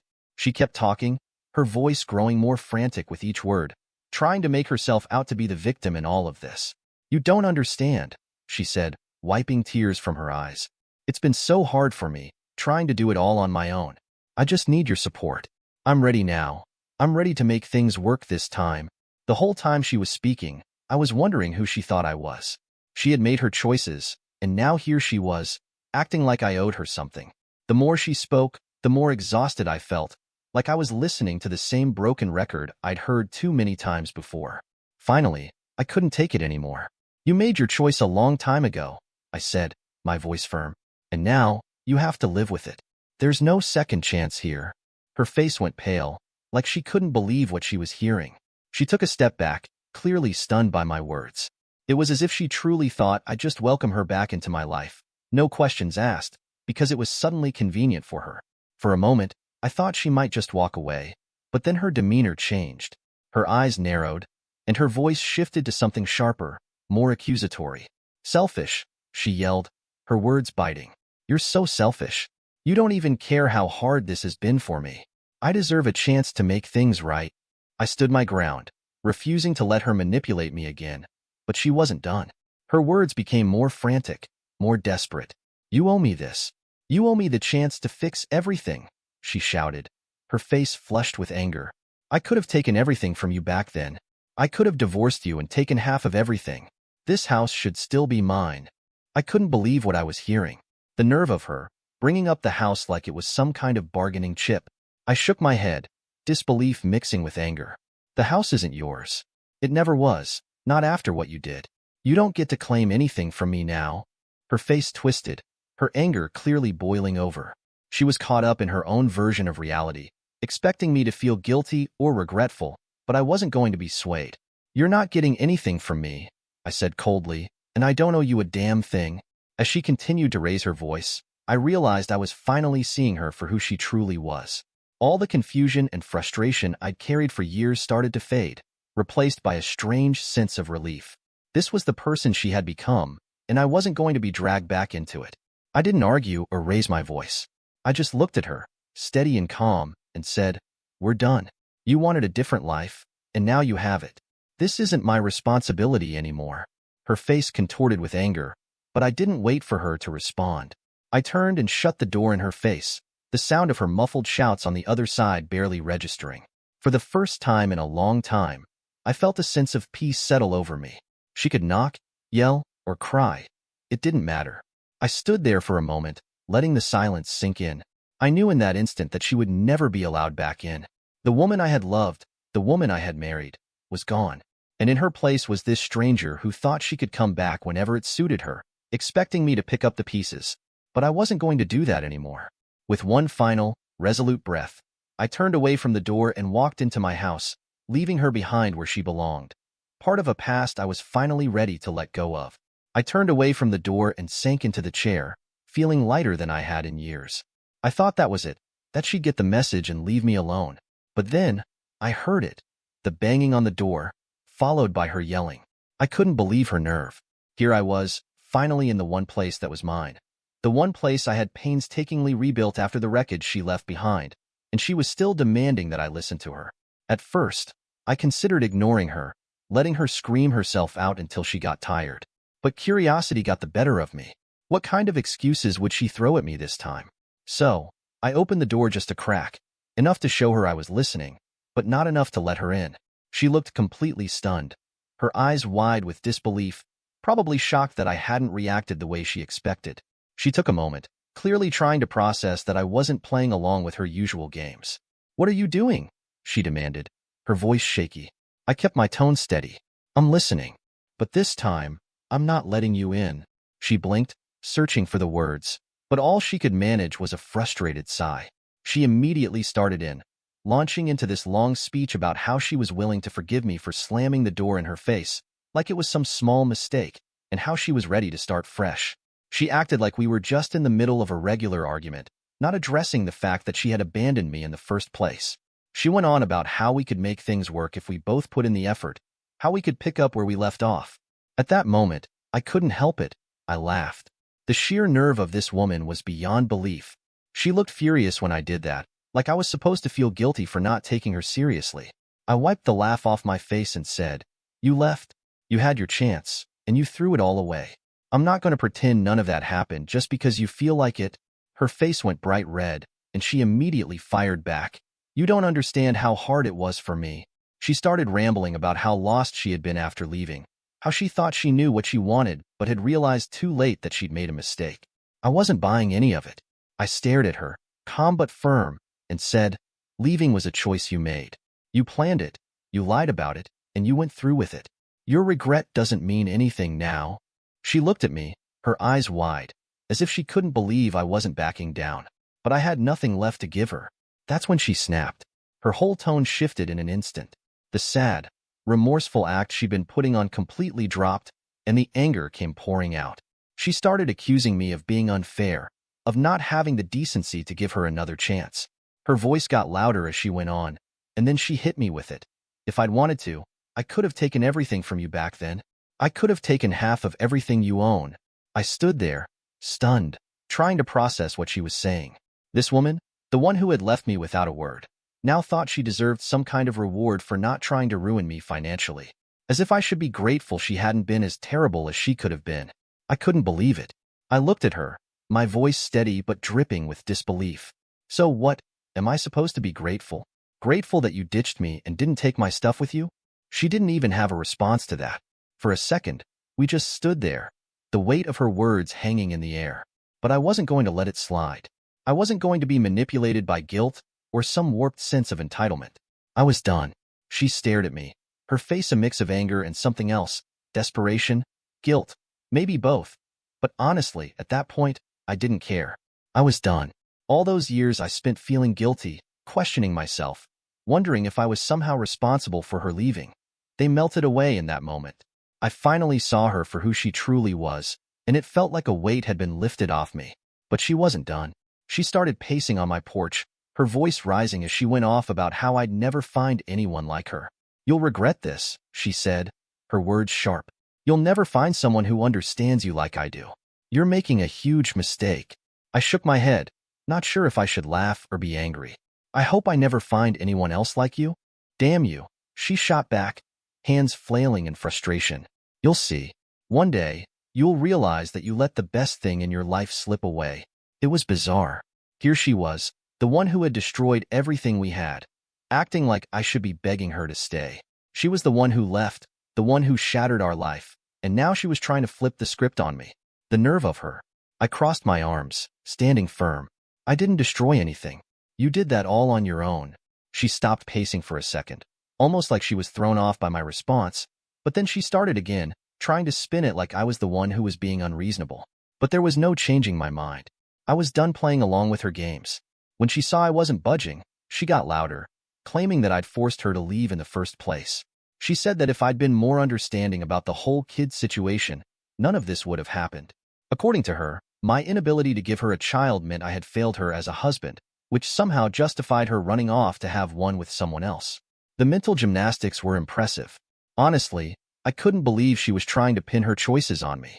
I looked her dead in the eye and said, "If you wanted a kid that badly, you could have told me the truth. You didn't have to lie to my face and pretend everything was fine while planning your escape." She just stood there, frozen, staring at me like I'd slapped her. But I wasn't about to let her get a word in. I pressed on. "You made that choice on your own, and now you have to live with it. That's not my problem." Her face shifted again, and she switched tactics. The sad, remorseful act came back as she held the child closer to her chest. "Please," she begged, her voice soft, "think about him. He needs you. He deserves a family." I couldn't believe she was trying this one last guilt trip, using the child as some kind of weapon to make me feel responsible. But I wasn't having it. I stepped forward, my voice firm. "I don't know that child. I have nothing to do with him. He's not mine, and neither are you." Her face fell, the sad facade crumbling, and I could see the desperation in her eyes. But there was no turning back now. I wasn't falling for it. That was it. I could see the realization hit her. She knew I wasn't going to change my mind, that I wasn't going to let her back into my life. I saw the anger fade, replaced by something else, maybe regret, maybe frustration, but it didn't matter anymore. She was just a stranger now, a stranger who had tried to walk all over me and thought I would just smile and thank her for it. She stood there for a few more seconds, like she was waiting for me to change my mind, to call her back. But I didn't say another word. I just watched her face as it finally dawned on her that I meant every word. Without saying anything more, I shut the door, and this time, I didn't wait for her to bang on it again. I knew deep down I had made my decision, and there was no going back. I walked away from the door, feeling, I don't know, like I'd finally won. She had spent so much time thinking she could come back and manipulate her way into my life, but it was over. I was free. There wasn't going to be a second chance, not for her, not for us. She was just a memory now, one I had finally put in the past where it belonged. After all those years of guilt and pain, I finally felt like I could breathe again. And you know what? It felt good. The moment I closed that door on her, a strange calm washed over me. I wasn't angry, sad, or even shocked anymore. It was like every ounce of energy I'd spent on her, all the regret, the guilt, the endless wondering, just disappeared. I'd finally gotten the closure I didn't even know I needed, and I was ready to move on. It was over, For real, this time. But of course, things didn't end as cleanly as I had hoped. A few days later, I got a text from her mom. She was apologizing, saying she was ashamed of how her daughter had handled everything, and that she had tried to talk some sense into her, but clearly, it hadn't worked. Her mom was a good person. She'd helped me out a lot after her daughter left, and I could tell she was genuinely upset about everything. I didn't hold anything against her, but I wasn't interested in getting roped back into that mess. I simply replied with a polite thanks for checking in and left it at that. I wasn't about to give her mom any more details or waste time explaining my decision. She understood enough to know it was over. Over the next few weeks, I heard bits and pieces through mutual friends and social media. Apparently, she'd gone back to living with her parents, and it wasn't going smoothly. The guy she'd left me for, the father of the kid, had completely bailed. He hadn't signed up for the long haul, and now she was left trying to figure things out on her own. She had pretty much burned every bridge, and there weren't many people willing to lend a hand. Her old friends, the ones who had supported me when she first disappeared, had no sympathy for her. They'd all moved on and weren't eager to get dragged back into her drama. I couldn't blame them. Her parents weren't thrilled either. They weren't in a great financial position to support her and the baby. I knew this because, not long after receiving the text from her mom, I got a call from her dad. I almost didn't answer, but curiosity got the best of me. He was polite but direct. He mentioned they were struggling to make ends meet and hinted that maybe I could help out a little. He said, "We know you cared about her once," and kept going on about the baby and how hard things were for them. I listened politely, but when he started talking about how his daughter just needed a little support to get back on her feet, I couldn't help but chuckle, quietly of course. I told him as kindly as I could that his daughter's choices were her own, and I wasn't in a position, or mindset, to help. I think he got the message, because he didn't press the matter any further. Then her friends started reaching out, people I hadn't heard from in years. A few tried the guilt trip, saying she was going through a tough time and maybe I could find it in my heart to give her another chance. One friend even had the nerve to suggest that the kid needed a father figure and that I shouldn't let my bitterness stand in the way of helping him. But I stood firm. I wasn't going to let anyone make me feel guilty for finally choosing myself after years of feeling like I wasn't enough. I had given that woman everything, and she threw it away. The least she could do was on her decisions instead of expecting me to bail her out. Over time, the calls and messages slowed down and eventually stopped altogether. It was like everyone finally realized I was serious, that I had moved on and wasn't going to get pulled back in. That's when the real peace settled in. My life felt calm, normal, in a way it hadn't in years. I had my routines, my friends, my work. It wasn't a glamorous life, but it was mine, and I had rebuilt it on my terms. The funny thing is, I started finding happiness in the little things again, things I hadn't really noticed when I was married. I'd go for walks, cook my own meals, read books I'd meant to get to for years. The freedom was refreshing, and I realized I didn't need anyone's permission to live the way I wanted. For once, I wasn't constantly worried about someone else's approval or happiness. It was like I'd gotten my life back, piece by piece. Every now and then, I'd run into someone who knew both of us, and they'd ask, "Hey, whatever happened with her?" I'd give a brief, polite answer and change the subject. It wasn't that I was hiding anything. I just didn't want to keep revisiting a chapter that was clearly over. She was part of my past, and I had finally learned how to leave her there. As for her, the last I heard, things weren't going well. She was struggling to keep a job, still bouncing between her parents' place and friends' couches when she wore out her welcome. People I barely talked to anymore would message me occasionally, telling me she was asking for help from just about anyone who'd listen. Some of them even hinted that she was hoping I'd change my mind, that maybe I'd come around and decide to play the dad to her kid after all. But that wasn't going to happen. I'd spent too much time and energy getting my life back to even think about going down that road. I wasn't going to be her safety net, and I wasn't going to be the guy who picks up the pieces just because things didn't go the way she planned. I was done with that chapter, and nothing was going to pull me back in. In the end, I felt like I got the closure I needed. She had made her choices, and now she was facing the consequences. As for me, I finally felt free, truly, genuinely free. In a way I hadn't since the day she left. I was done letting her shadow loom over my life. I had moved on, and I was content. Not happy in some grand, dramatic way, but quietly and peacefully content. And you know what?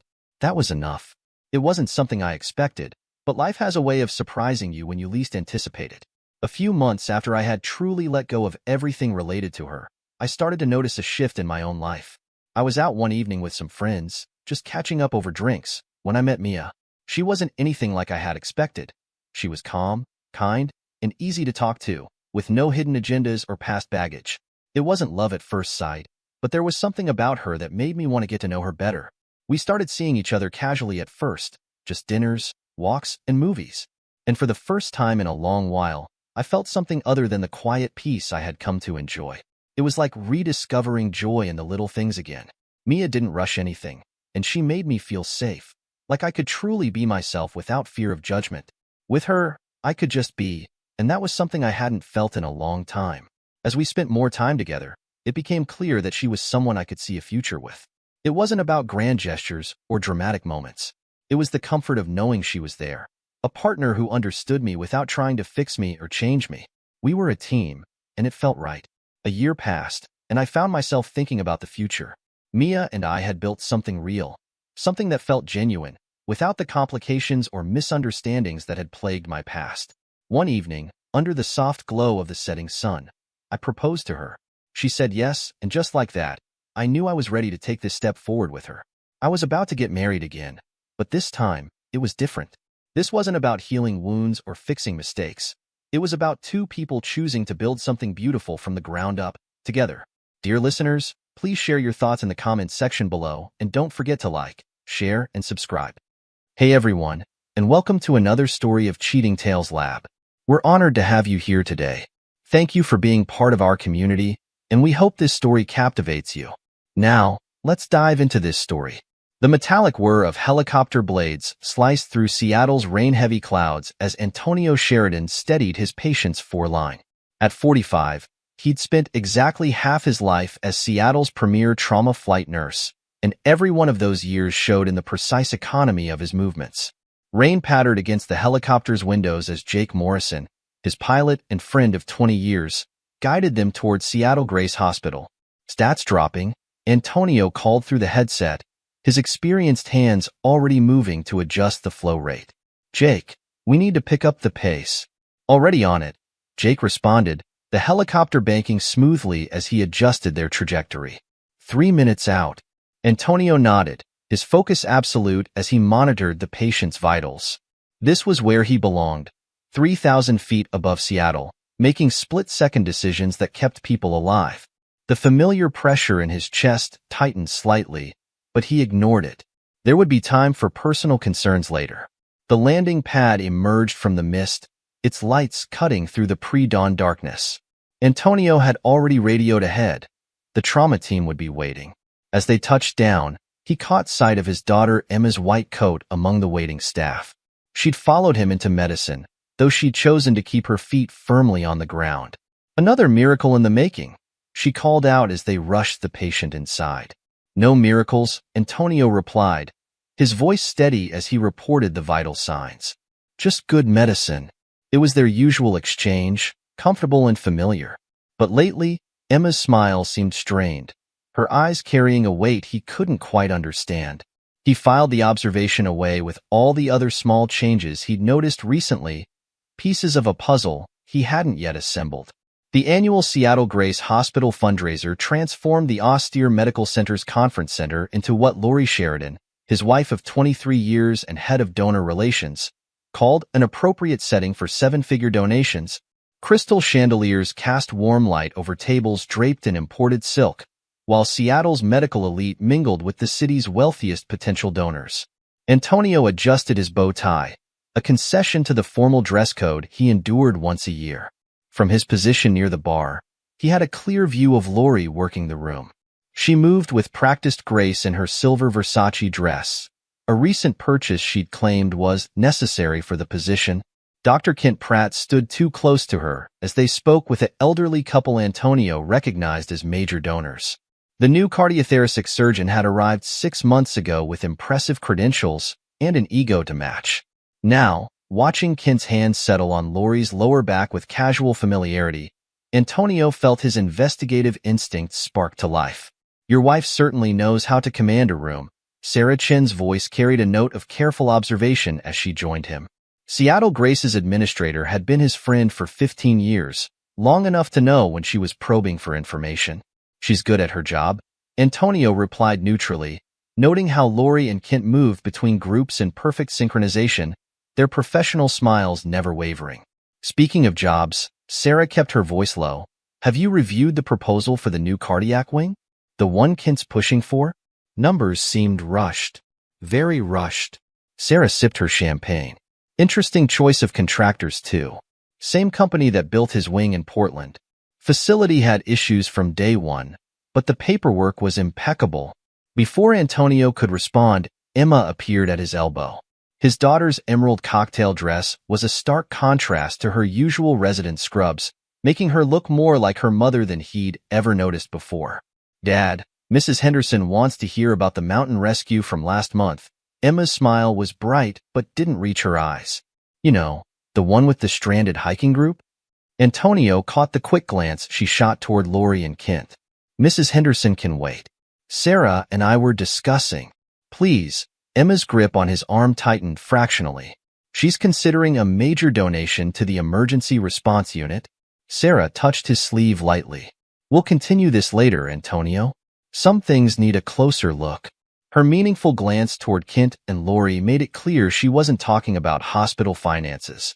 As Emma led him away, Antonio watched Kent lean in to whisper something in Lori's ear. His wife's laugh carried across the room, the same practice sound she used when convincing donors to add zeros to their checks. The rest of the evening followed a pattern. Every time Antonio moved toward Lori and Kent, Emma appeared with another donor who urgently needed to hear his stories. By the time the last guest departed, he'd cataloged 27 instances of unnecessary physical contact between his wife and the surgeon, 15 secretive whispers, and 4 moments when they disappeared briefly from the room within minutes of each other. The drive home was silent, Lori claiming a headache and retiring immediately to their bedroom. Antonio stayed in his study, reviewing hospital documents Sarah had quietly passed him earlier. The numbers for the cardiac wing didn't add up, cost projections were inflated, equipment requests excessive, and the timeline suspiciously accelerated. His chest tightened as he worked, the pain sharper than usual.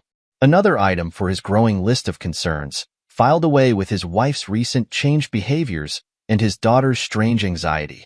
The following weeks brought a parade of closed-door meetings Lori claimed were donor consultations. Antonio used the time to investigate, his years of emergency response work making him methodical in gathering information. The contractor's bid is 40% higher than market rate. Jake confirmed over coffee in the pilot's lounge between flights. Same pattern as Portland, according to my contacts there. Antonio rubbed his chest absently. Sarah mentioned unusual consultation patterns in the cardiac unit. Private meetings not logged in the official schedule. Speaking of unusual, Jake leaned forward, voice low. You seen the maintenance contracts for the new equipment Kent's requesting? Companies I've never heard of. Terms that make no sense for a hospital our size. Their discussion ended with the emergency alert. Minutes later, they were airborne, heading toward a multi-car pileup on Interstate 5. Antonio pushed personal concerns aside, focusing on the information coming through his headset. The chest pain struck during patient assessment. One moment he was checking pupillary response. The next device clamped around his heart. The pen light clattered to the helicopter floor as pain shot down his left arm. Antonio? Jake's voice seemed distant through the roaring in his ears. Left, chest. Antonio managed, training taking over even as his vision grayed. Radiating arm. Jake's response was immediate. Seattle Grace, Life Flight 7 declaring medical emergency. Flight nurse having severe chest pain, possible MI. Diverting for immediate landing. Antonio fumbled with his Garmin medical watch. Standard equipment Jake had insisted on after too many disputed in-flight decisions. Through the growing haze, he activated the recording feature, years of handling complicated cases having taught him to document everything. The last thing he saw before consciousness faded was Lori's face as they wheeled him into the ER. Her expression wasn't panic or concern. It was calculated satisfaction as she typed rapidly on her phone. Kent will take excellent care of everything, she said, voice carrying a note of anticipation that sent chills through Antonio's fading awareness. He's the best after all. As darkness claimed him, he heard Kent Pratt's authoritative voice. I'm taking this case. Cancel the on-call, surgeon. Recovery brought a steady stream of suspicious activities. Insurance agents Antonio had never met appeared within hours, claiming Lori had contacted them months ago to review their policies. They spoke quietly with Kent between rounds. Their discussions focused on policy details, particularly the triple payout clause for in-hospital deaths. "Quite forward-thinking of your wife," one agent remarked while checking Antonio's paperwork. "Upgrading the policy when she did. These things are always easier to arrange before any incidents."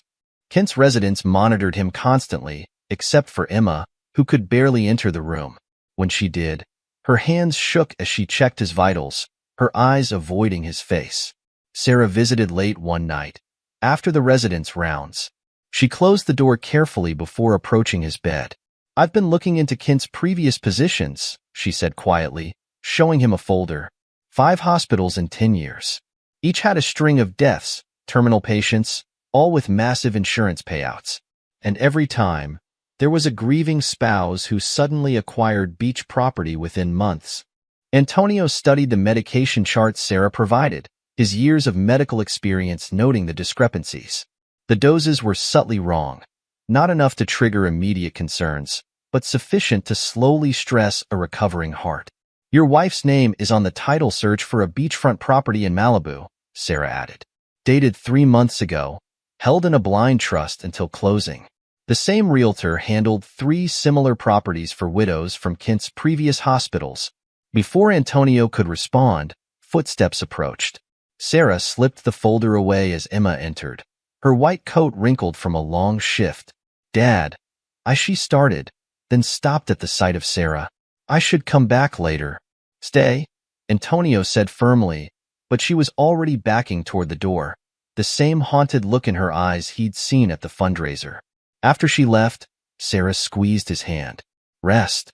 I'm having some people look into things. Just be careful what medications you accept."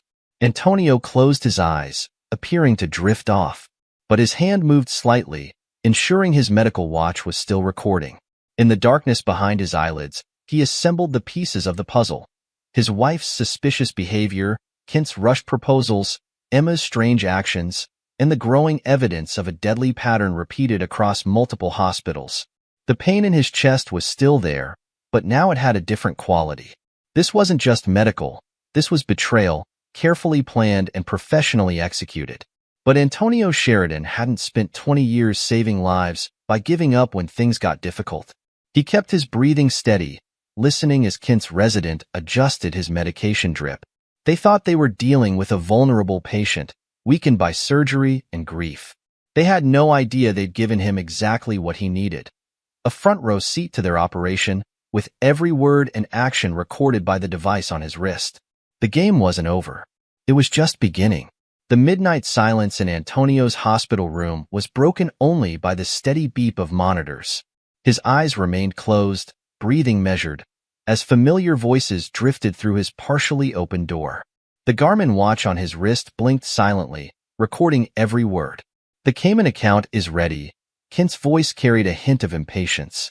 "Another week of this waiting game, and we risk someone connecting the patterns." "Don't lecture me about patterns," Lori snapped. The clicking of her heels against tile indicated her pacing. "I've managed 3 hospitals worth of paperwork without leaving traces. The Malibu property is nearly ready. We stick to the timeline. Your daughter's becoming erratic. Did you see how she fumbled the medication orders yesterday? Emma knows what's at stake. One call to the medical board about her little pharmaceutical adventure during residency, and she'll be lucky to work as a veterinary assistant." Their voices faded down the hallway. Antonio waited 5 minutes, then pressed the call button. Emma appeared moments later, her white coat wrinkled from a long shift, dark circles prominent under her eyes. "Your stats look stable," she said mechanically, avoiding his gaze as she checked the monitors. "Sit down." Antonio's voice was quiet, but carried the same authority he used during critical rescues. When she hesitated, he added, "Remember that hiker we airlifted when you were 10? You held his hand the whole flight, promised him he'd be okay. That's who you are, Emma. Not this." The words hit their mark. Emma collapsed into the chair, tears breaking through her professional facade. "I never wanted." During intern year, The hours were endless. Someone offered me Adderall to stay awake, then benzos to sleep. It spiraled so fast. Kent and your mother found out. She nodded miserably. They said they'd help keep it quiet, protect my career. But it was just leverage.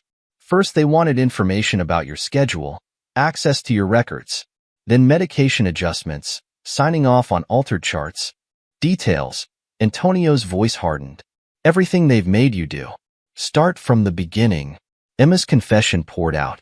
How Kent had backdated consultation notes, creating false histories of cardiac symptoms. How Lori used her donor relations position to identify wealthy patients with large insurance policies. The systematic way they stressed recovering hearts with subtle medication changes until natural cardiac events occurred. There are others, Emma whispered. Other residents they control. The private facility they're trying to transfer you to, it's owned by Kent's medical school friend. Patients who go there don't come back. Antonio's expression remained neutral, but his mind cataloged every detail. The medication changes. Show me. Emma pulled out his chart with trembling hands. They're subtle. Microdoses of medications that stress the heart. Nothing obvious enough to trigger pharmacy alerts, but compounding effects over time. She pointed to specific orders. These are all falsified. I signed some of them. You'll sign no more. His tone allowed no argument. Now listen carefully. Tomorrow morning, you'll do your rounds as usual. Act normal. When Kent or your mother give orders, agree. But do nothing. Understood? She nodded, wiping her eyes. Dad, I'm so... Save it. He cut her off.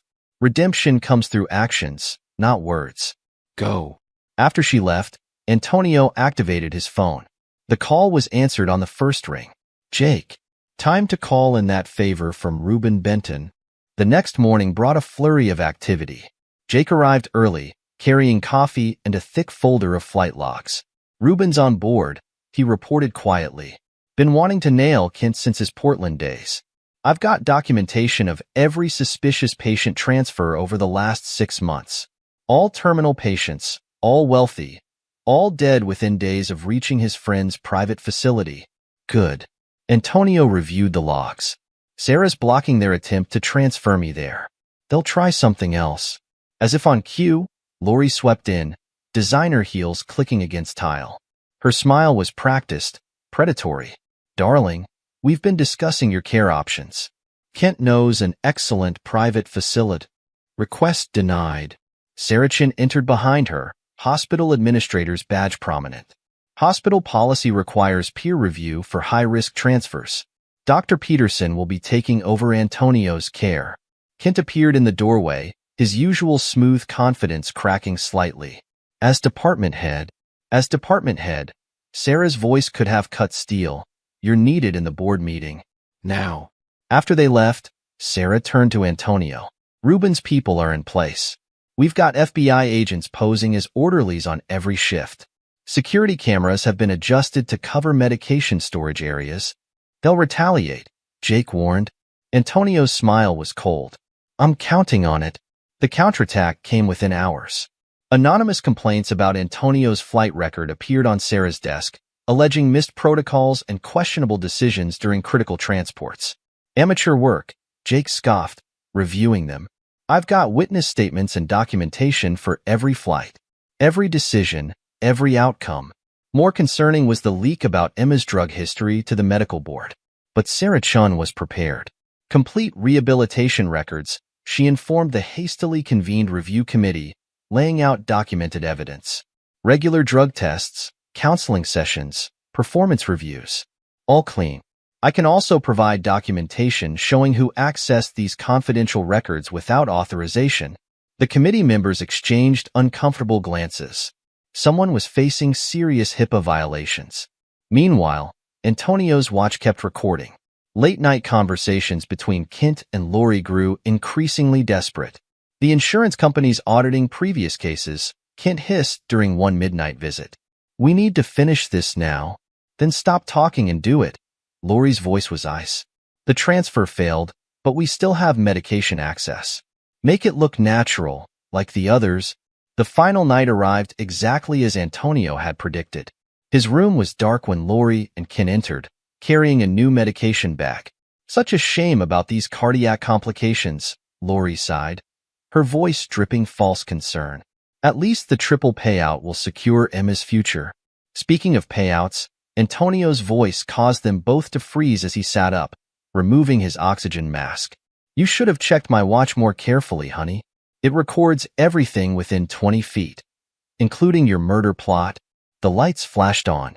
FBI agents emerged from the bathroom and supply closet, weapons drawn. Reuben Benton stepped forward, badge gleaming. Dr. Kent Pratt, Mrs. Lori Sheridan, he announced with satisfaction, you're under arrest for conspiracy to commit murder, insurance fraud, and a growing list of federal charges. You can't prove anything, Kent snarled, but his face had gone pale. Actually, Saracen entered, holding up a tablet. We can prove everything. Your previous victims' families have been very cooperative, once shown evidence of insurance fraud and premeditated murder. As they were led away in handcuffs, Lori attempted one final strike. Emma was involved too. She falsified charts, changed medication order. Under documented coercion, Antonio cut her off coldly. Unlike you, she chose to help stop this before more people died. The arrest continued through the night. Insurance agents who had backdated policies. Kent's friend at the private facility who helped cover up suspicious deaths. The real estate agent holding the Malibu property in trust. Offshore accounts located, Reuben reported as the sun rose. Looks like they've been running this scheme longer than we thought. Multiple hospitals, dozens of victims. Good. Antonio's voice was steel. More evidence for prosecution. The morning brought a parade of federal agents collecting evidence and taking statements. Through it all, Antonio's watch kept recording, not because it was needed anymore, but because thorough documentation had become habit. Saracen surveyed the activity with grim satisfaction. The board will be meeting to discuss emergency replacements in cardiology and donor relations. Check their references thoroughly this time, Antonio suggested, his voice carrying no trace of humor. Emma appeared in the doorway, looking lost. Dad, your statement to the FBI. Everything they made you do, everything you saw. Leave nothing out. His tone was professional, detached. The evidence you've provided helps ensure they can't hurt anyone else. She nodded, understanding the unspoken message. There would be time for personal reconciliation later. For now, there was work to be done. Through the window, dawn painted Seattle's skyline in shades of possibility. The conspirators who had thought Antonio vulnerable had learned too late what his patients had always known. Sometimes the most dangerous predator is the one who waits, watches, and strikes with calculated precision when the moment is right. The federal courthouse buzzed with tension as Antonio Sheridan took the witness stand. 6 months had passed since the arrests, and the trial had exposed a web of corruption deeper than anyone imagined. The prosecutor, a sharp-eyed woman named Diana Hayes, approached with purpose. Mr. Sheridan, please tell the court about the evidence you gathered. Antonio's voice carried the same steady authority he used in medical emergencies. The watch recordings documented multiple conversations between Dr. Pratt and Lori Sheridan planning my murder. They discussed offshore accounts, property purchases, and how to make my death appear natural. From the defense table, Kent's expensive suit couldn't hide his seething anger. Lori sat beside him, her designer prison jumpsuit a far cry from her usual attire, her face a mask of cold disdain. In the previous cases? Hayes prompted. Investigation revealed similar patterns at 3 other hospitals. Kent would identify wealthy patients through Lori's donor relations network. They'd falsify symptoms, manipulate medications, then profit from insurance payouts when patients died in their private facility. The evidence mounted through the day. Financial records showed millions flowing through shell companies. Former hospital staff testified about suspicious transfers and sudden deaths. Family members of previous victims described identical patterns, loved ones with manageable conditions suddenly deteriorating after meeting Kent and being transferred to his friend's facility. They used their positions to identify targets. Jake Morrison testified, his pilot's precision evident in his detailed documentation. Every wealthy patient with good insurance became a potential victim. The flight records showed a clear pattern of emergency transfers to their private facility, always followed by death certificates citing natural causes. Sarah Chin's testimony proved devastating. Dr. Pratt used his department authority to override normal protocols. Mrs. Sheridan's donor relations position gave them access to patients' financial information. Together, they created a perfect killing system for profit. The most damaging testimony came from Dr. Michael Warren, a resident who had worked with Kent at his previous hospital. He blackmailed me too, just like Emma Sheridan. When I threatened to expose him, another resident who knew about the scheme committed suicide. They used that death to control the rest of us, claiming we'd be implicated if we spoke up. Through it all, Antonio sat ramrod straight in the gallery, watching his former wife's facade crack as each new piece of evidence emerged.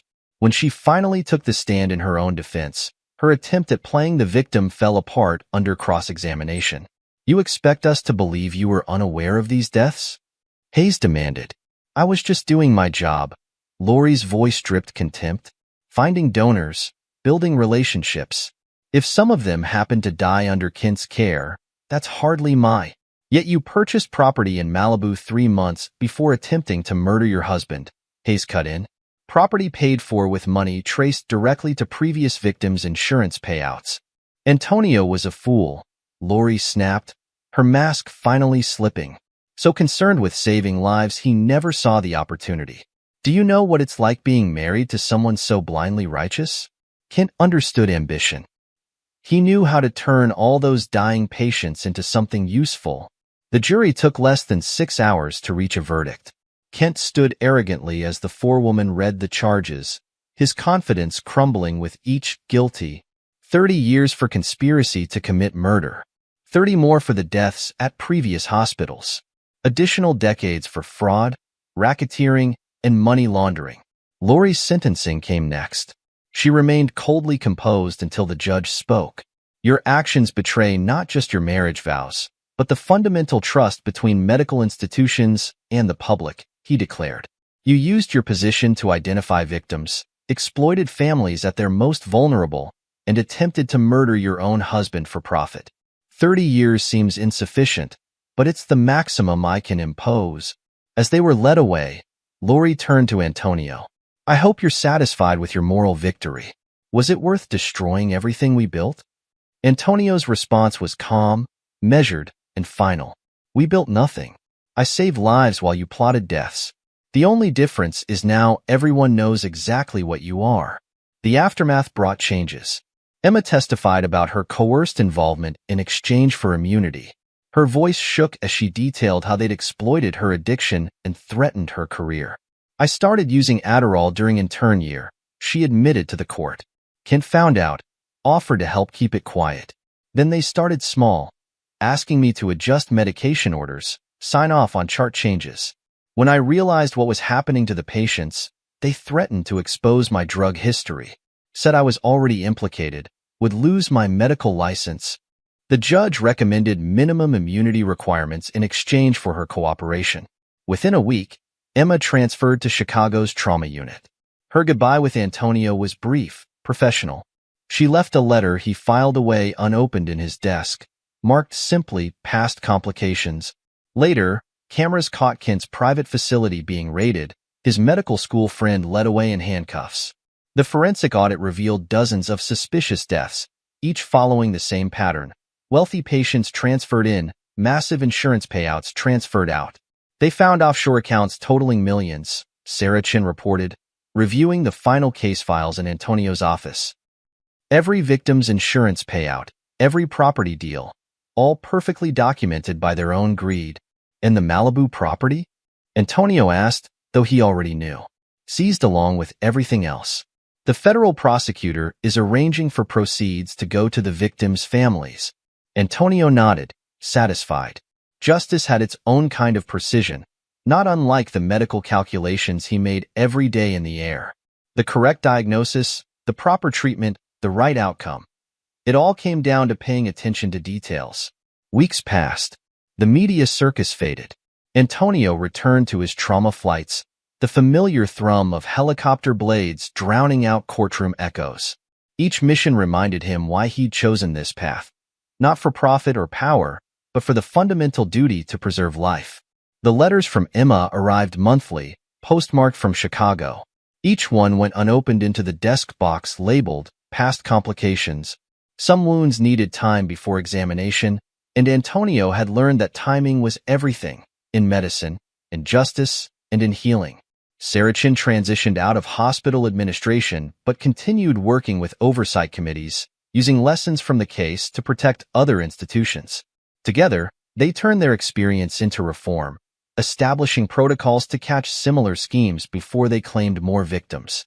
Jake remained his steady partner in the air, their wordless understanding strengthened by shared battle scars.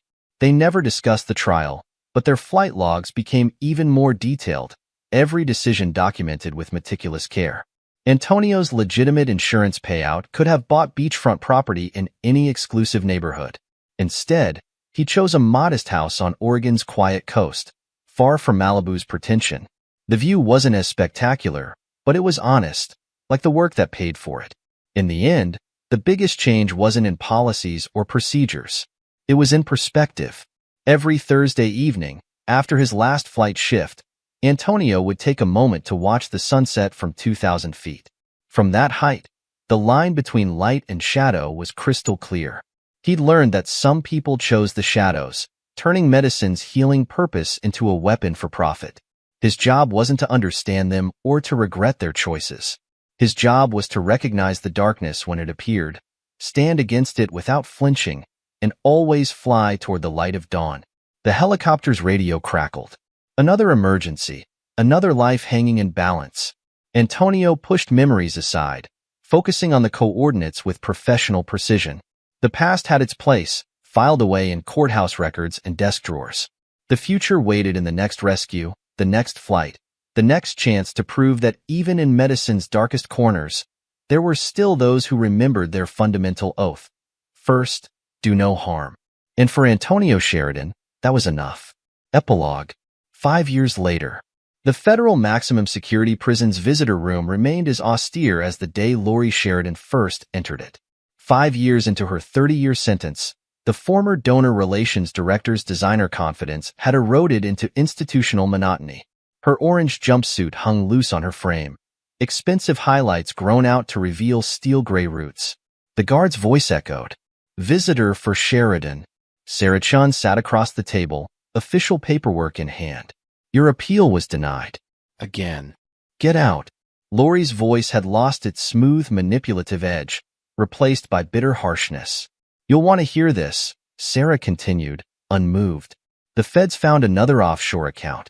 The victims' families are getting those funds too. That beach house you dreamed of? They're turning it into a recovery center for medical professionals dealing with ethical pressures. Lori's hands clenched. Still playing the righteous administrator? How's my ex-husband's little reform crusade going? Antonio's foundation has exposed 4 more schemes like yours. Interesting pattern, doctors and administrators working together, targeting wealthy patients. Sound familiar? Sarah's smile was professional, pointed. Your case study is now required reading in medical ethics courses. 3 cells down, Kent Pratt's fall from grace had been even more dramatic. The former surgeon spent 23 hours a day in isolation. Other inmates had their own code about doctors who killed for profit. His medical license was permanently revoked, his academic papers retracted, his name becoming synonymous with healthcare fraud. His latest appeal had included a rambling manifesto claiming conspiracy. The judge's response was brief. Petition denied. Kent's former medical school friend, serving 20 years for his role in the private facility deaths, had turned state's evidence, providing details of even more victims. Meanwhile, Seattle Grace Hospital had transformed. Antonio's trauma flight program now included intensive ethics training. Every new flight nurse learned not just medical procedures, but warning signs of institutional corruption. Your primary duty is to your patients, he told each class, his voice carrying the weight of experience. Politics, profit, pressure.